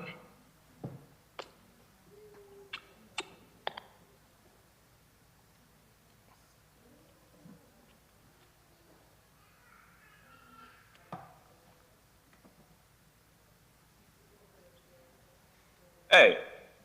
Great. Can you see me? Yeah. Yeah, hi. Hi, everyone. Thank you for having me. So as Shumon said, we launched... 1 second. I've disappeared. You can hear me, yes? Yep, can hear you. Great. I can't see you. There we go. So we launched isolarii while doing a PhD at the AA, and I mean, the AA is a great place, but it wasn't for me. I wasn't an architect. I would show something to Pierre Vittorio, who I don't know if you've encountered him, but he'd be like, oh, Sebastian, where are the floor plans? I didn't have floor plans. I wasn't an architect. But I still wanted to build something. And simultaneously, my colleagues, mostly here in the US, currently in California, we were working other media jobs. And we were all very well aware, whether we were at CNN or the New Inquiry, that content existing as a conduit for commerce was the paradigm that was breaking not just truth and democracy, as the media also love to go on about, but time and meaning. It created a sense of entropy, that everything surrounding us was just a product of a business model of how certain companies held people's attention. And this is something we wanted to play with. We wanted to produce and scale meaning in a way that was almost a kind of type of timekeeping for us that resisted this kind of entropy. HSTRY2, in a sense, as it's been described, is what I kind of think of as gravity hitting at an angle, slowly pushing you off the sofa. And we wanted to do something different. We also felt that the world was being poorly represented and was better understood poetically, that to really fathom it as an individual, you had to be capable of swinging between the soberingly real and the deeply imaginative. And that is what the kind of times demanded of us. And actually what Zoomers do really well. And with a magazine, you just build them up, scrutinize things in the same way you did before, and things remain fixed. Swing from place to place and evolve. And yeah, hopefully steer events. And so what we said is that we were going to try and create what we called an operating system for adventure. That was kind of our guide. And what we would provide is orientation in a deteriorating world.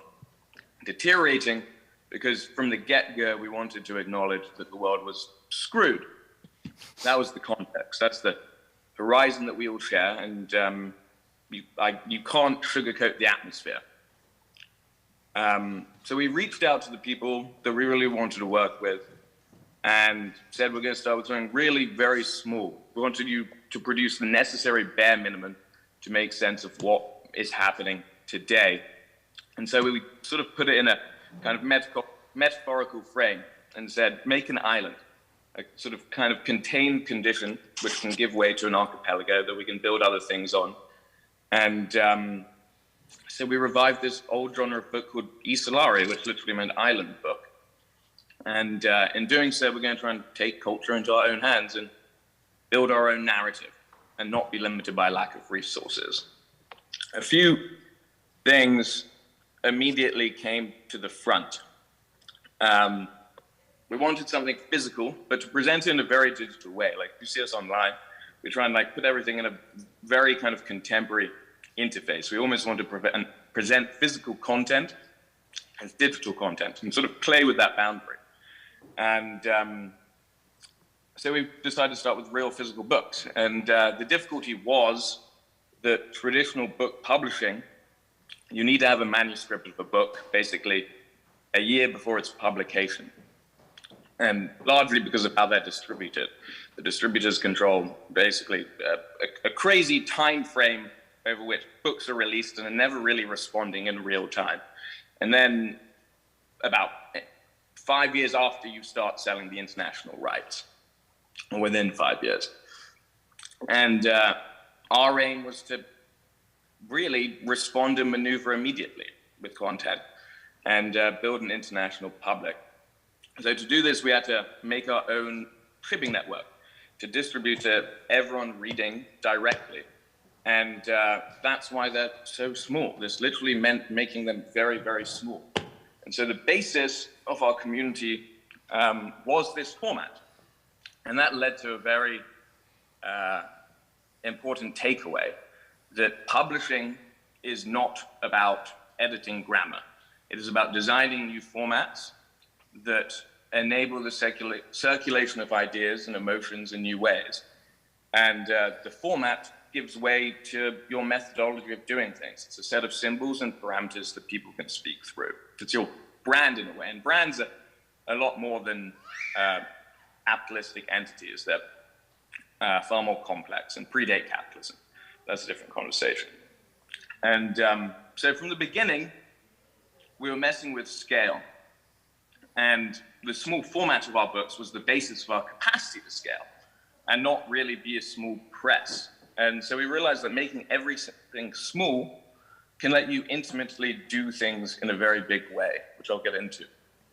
And additionally, we wanted everyone to be on the same page. Every media company, in essence, is from Benedict Anderson onwards, as far as we're concerned, is an abstract nation, a land and a people equipped with a set of content that lets them project their ideology onto the world. Ideology is entertainment, as the New Models guys kind of said.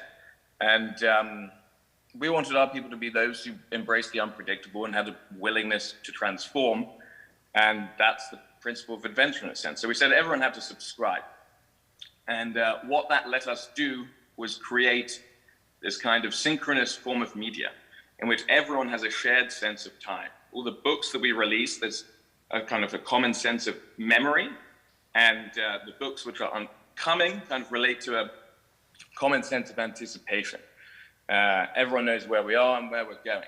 And as a kind of storytelling device, what that opens up is a way of kind of invoking what Shumon would probably say is the you in relation to the actual content. You can sort of create an overarching narrative between the works you're making. And so that was kind of our third kind of realization and principle. Our fourth was that industry publishing was as distressed as Hollywood, typically selling the individual before the work.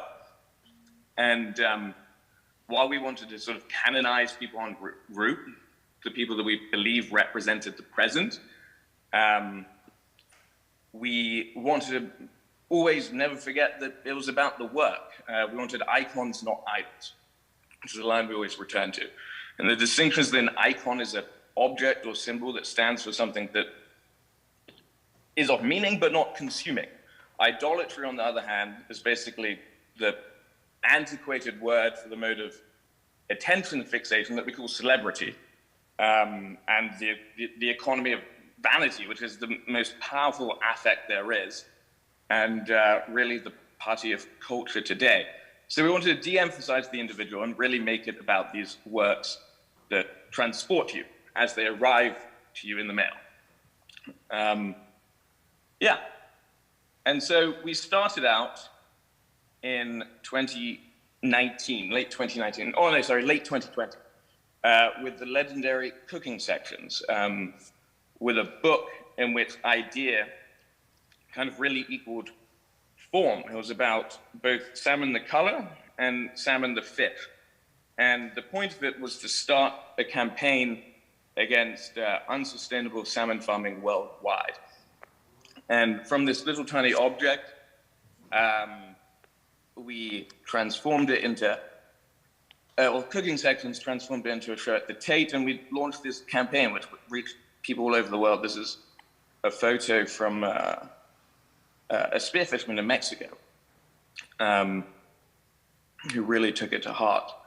And soon after that, in that October, we heard that a large series of protests against Putin would happen, and we're going to kick off later that month. And we knew this because one of the groups helping to organize with the literary group FPismo, the sort of bastion of feminist protest in Russia, and we wanted to fashion a symbol for the movement. So with the help of an incredible team of translators, we released on that occasion the first anthology of Russian feminist poetry in any language. This is Galina, one of the authors. And this was a moment in which synchronicity really mattered. And we made a book for a particular time and place. And we then, and it really was this sort of icon of a movement. And then we kind of moved on to the Chinese writer, Han Zhui, who we asked to pacify our brains. That's what I said to her, following so much political action both there and in the US. And I don't think she understood what I was saying, but her work achieves precisely that. And there was a swing back to the deeply imaginative. And Warren Ellis made a soundtrack for it. And we started to experiment with the capacities of building this polity between these different groups that these books kind of collected. The cooking sections book assembled a crazy community stretching from architecture to salmon farmers, and we wanted to see if they'd stick around and appreciate Russian feminist poetry. And remarkably, they did. A lot of the architecture students dropped out, but the salmon farmers did. And we started to sort of assemble this very peculiar base of followers. And from Han Zhui, we kind of wanted to create or examine the sort of parallel avant-garde in the US, which we thought was best exemplified by a guy called Robert Hoover, who was the first person in the 80s to really experiment with VR and literature, and who beforehand was sued by Nixon for writing the first book in the voice of a living person, in Nixon's voice. And we wanted to just basically see the relationship between the US and China at that time, and where these two avant-gardes kind of ended up. And with the Hoover book, we paired him with Art Spiegelman to try and address the US election. And Hoover had been thinking about for a long time, and he wrote this book about a bumbling street cop who enters a Capitol building that collapses. And he did that in 2019, and then Art traced and embellished his footsteps in 2020, and together they kind of created this crazy, crazy work about America today. How am I doing on time, Shumon? You're fine. Maybe another 5 minutes or so? Yeah, sure. Okay. And so what I'm basically trying to get at here is how you create a media system that can construct a kind of global community and polity of people who are committed to common issues around the world. And that's what we set out to do. And that really, this image here is blurred. And then that really kind of started to become of relevance when we shifted our attention to Ukraine in July. Putin issued his essay on the illegitimacy of Ukraine then, and we sensed it was time to shift our attention there. And so we commissioned a work from Yevgenia Belaruset, who'd been working on it a while. We decided to activate it then. And it was an extension of her journalism over many years through the Donbass. And in reporting on the war from 2014 onwards, she realized that many people didn't want to talk about it directly, and instead spoke about it through anecdotes, tales about animals often, and why that might be is a fascinating question.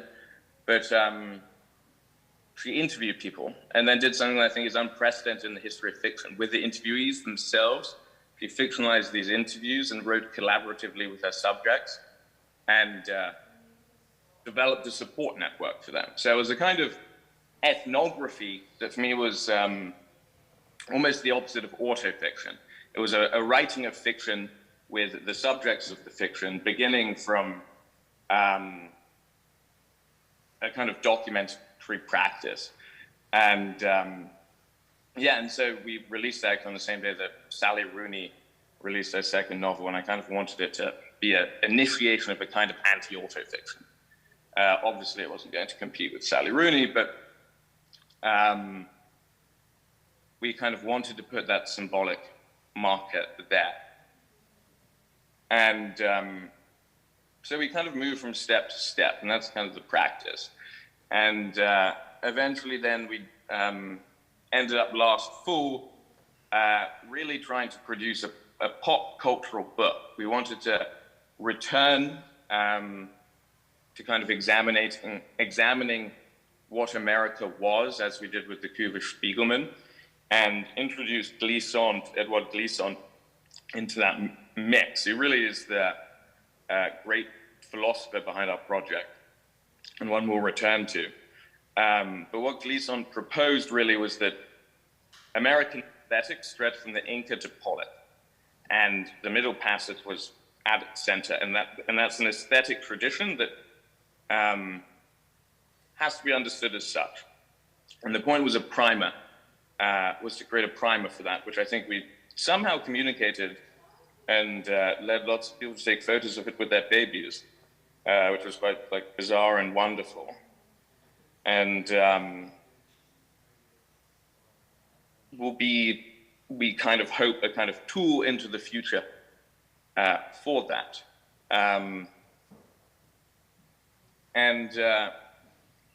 So then we published that, and then suddenly Ukraine happened. We had another work lined up with Scholastique Mukasonga, the Rwandan novelist, and the war in Ukraine happened, and we kind of did something new for us. We created our first digital work in which we really found the kind of reportage which we wanted to work with. We approached Yevgenia and asked her to keep a diary, and it really took off in a remarkable way, and sort of bridged,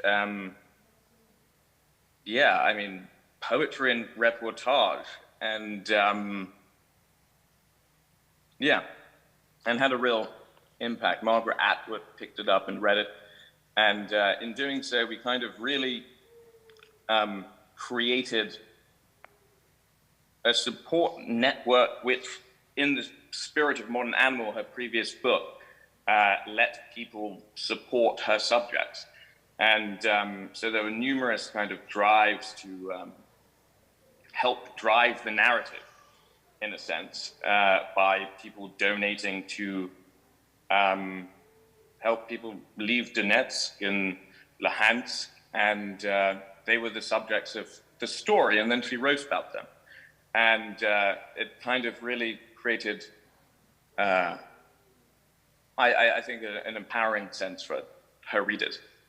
And we organized its translation into lots and lots of languages, and then set upon the difficult task of trying to exhibit it at the Venice Biennale with Yevgenia, which kind of took it to a new venue and made it a kind of form of testimony. And and so that's the work that we're doing. And thank you, Sebastian. Can I mean, I'm going to have to sort of slowly bring this to a close, but I wanted to pick up on the edition you did with Hans Ulrich and with Glissant, because we started this afternoon with Jacob Dreyer over in Shanghai, and sort of prodded at whether the end of history meant anything from the purview of China or from the purview of the Chinese Communist Party. I think Glissant's life work, which is again to, I think, counter globalization with something like globality or mondiality, is yet another way of sort of escaping that that very monolithic grand narrative that Fukuyama was able to sort of ingratiate himself and us with. Could you tell us a little bit about archipelagic thinking that Hans Ulrich and Edouard talk about in this book, please? I think, well, first let me sort of position why I think Glissant is relevant for the 21st century. I think, Trump's and the right wing in the US is hopefully only a total distraction, and the future Chinese techno-authoritarianism versus Silicon Valley, and Silicon Valley's play, it seems, is towards crypto, and crypto is essentially just neoliberal glissant or archipelagic thinking. And what do I mean by that? It's premised on the capacities of groups to establish autonomy and create value, which they are able to insert into new economies. And glissant is kind of both the basis of that and the counterpoint to that.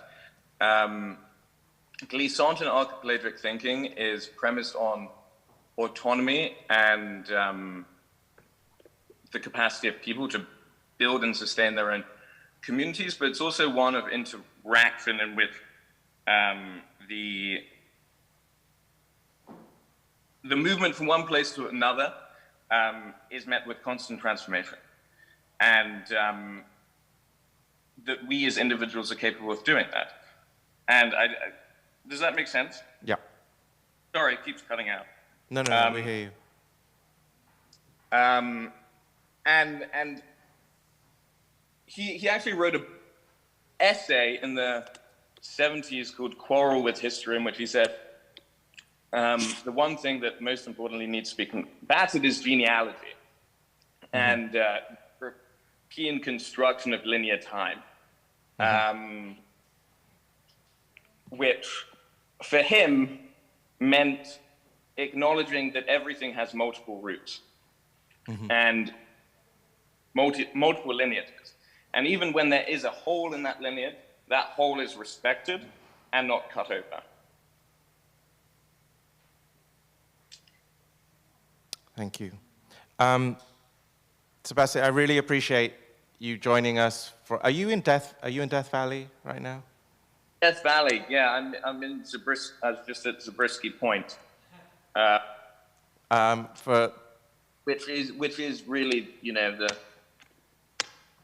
Yeah, for anybody who doesn't know, it's one of the most striking, strange, surreal, otherworldly places I've certainly been to on the planet, and is the name of a very famous Michelangelo Antonioni movie from 1970, which I recommend. But I think it's quite appropriate that you're beaming in from a sort of post or pre-human landscape, Sebastian. And I know it's kind of reasonably early in the morning, but I want to welcome everybody here to thank Sebastian Clark for joining us and sharing this amazing project with us. Sebastian, thank you. Thank you.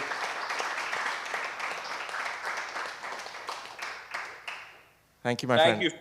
I hope to see you here in London soon. Bye. Take care. Bye. Okay, everyone, we are at the end, and I thought we would end with a short film about endings, which is something I did for the Prada Foundation at the beginning of 2021. And it's a commissioning platform called Belligerent Eyes, done by Niccolo Gravini and Luigi Cipini. And they asked a number of us to rethink the visual essay, as made famous by people like Godard and Chris Marker in the 60s and the 70s onwards. So this, and I had, like I'm sure all of us, been collecting material on our phones during lockdown, during that whole period of 2020. And that became the kind of primary basis, what I call screenshot matter, for this short film. It's edited by Francesco Tozzini, and most of them, and the key music is from Amnesia Scanner. So it's very short, I promise you. Here we go.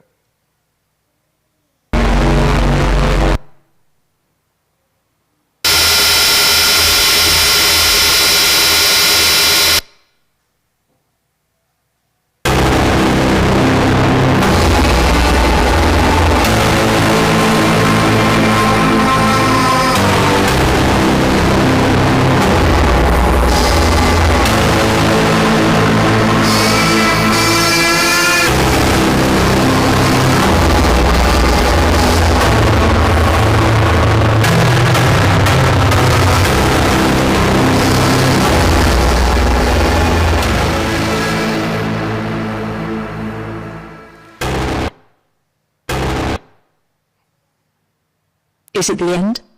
Has the end finally come? No one is sure exactly when it's happening. We have waited and waited, a long time now, our entire lives. We waited avidly. We did not know what the end would be like. Could it be here, now?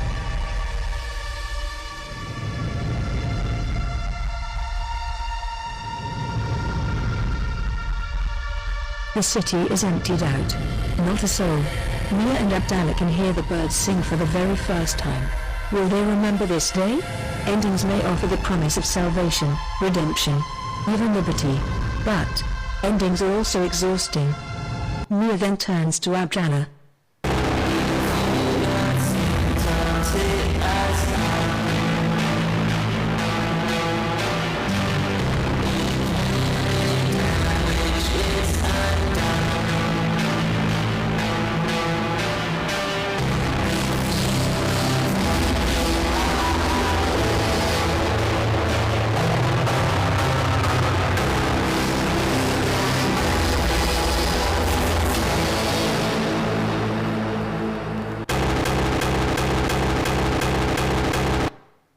When we live in the mood of end-dominated crisis, as we have for many years now, certain familiar patterns become evident. Abdallah collected patterns. He decoded them for a living.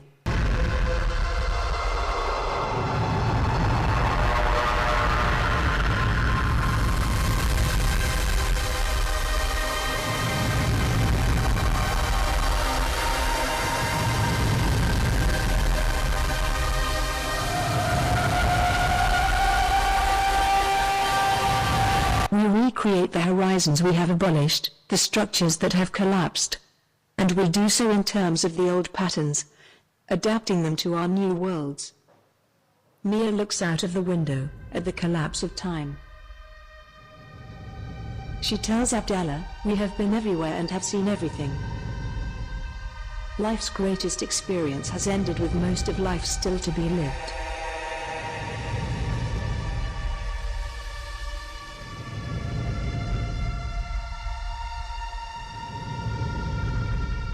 "I love those films," says Mia, "the ones that imagined the end. A meteor, a nuclear war, the seas drying up, the sun collapsing too soon."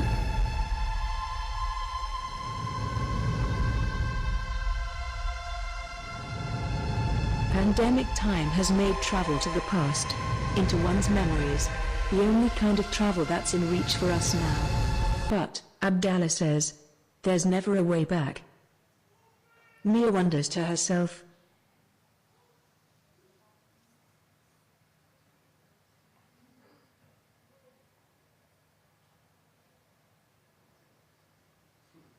she doesn't know. She can't bridge the distance. She can't follow the lines between her and the 1 billion animals killed in the fires.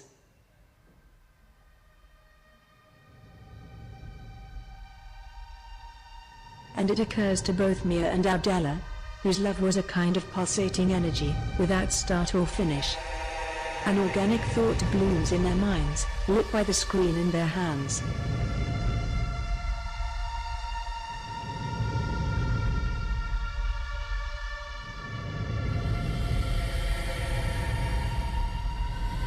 What about the bitter ends of attraction?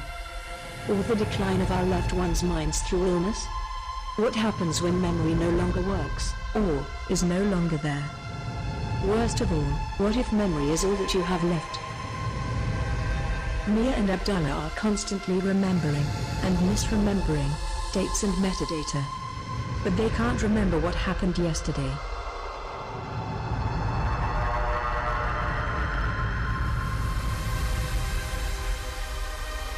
Mia is quoting from something, from someone, a voice in her head that might be her, it might be all of us. What verification can be trusted anymore? What systems are left? Will we ever be able to remember what happened yesterday?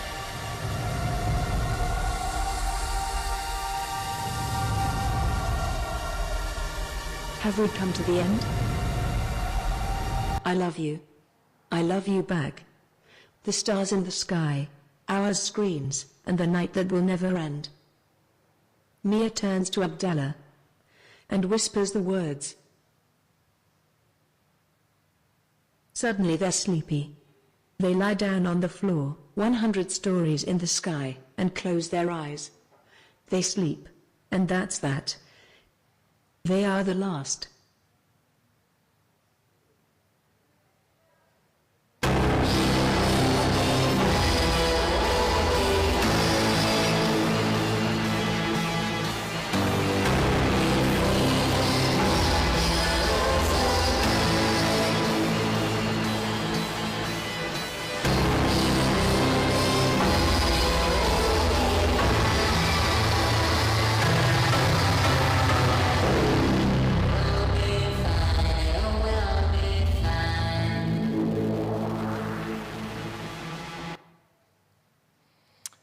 Here we are at the end of the end of the end of the end of the end.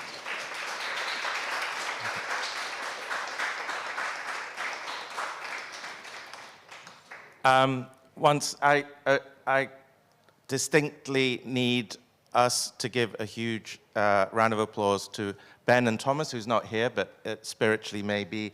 Thank you so much for your amazing work today, Ben. Thank you.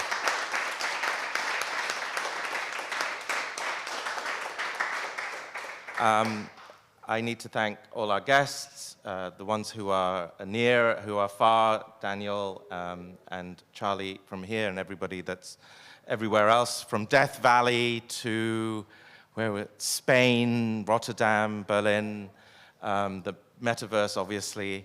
And last but not least, I need to thank all of you, and particularly all of you, for your endurance and being here right till the end of the end. And I hope this is the beginning of the next chapter of whatever happens after the end. Thank you so much. Have a lovely and wonderful evening. Thank you.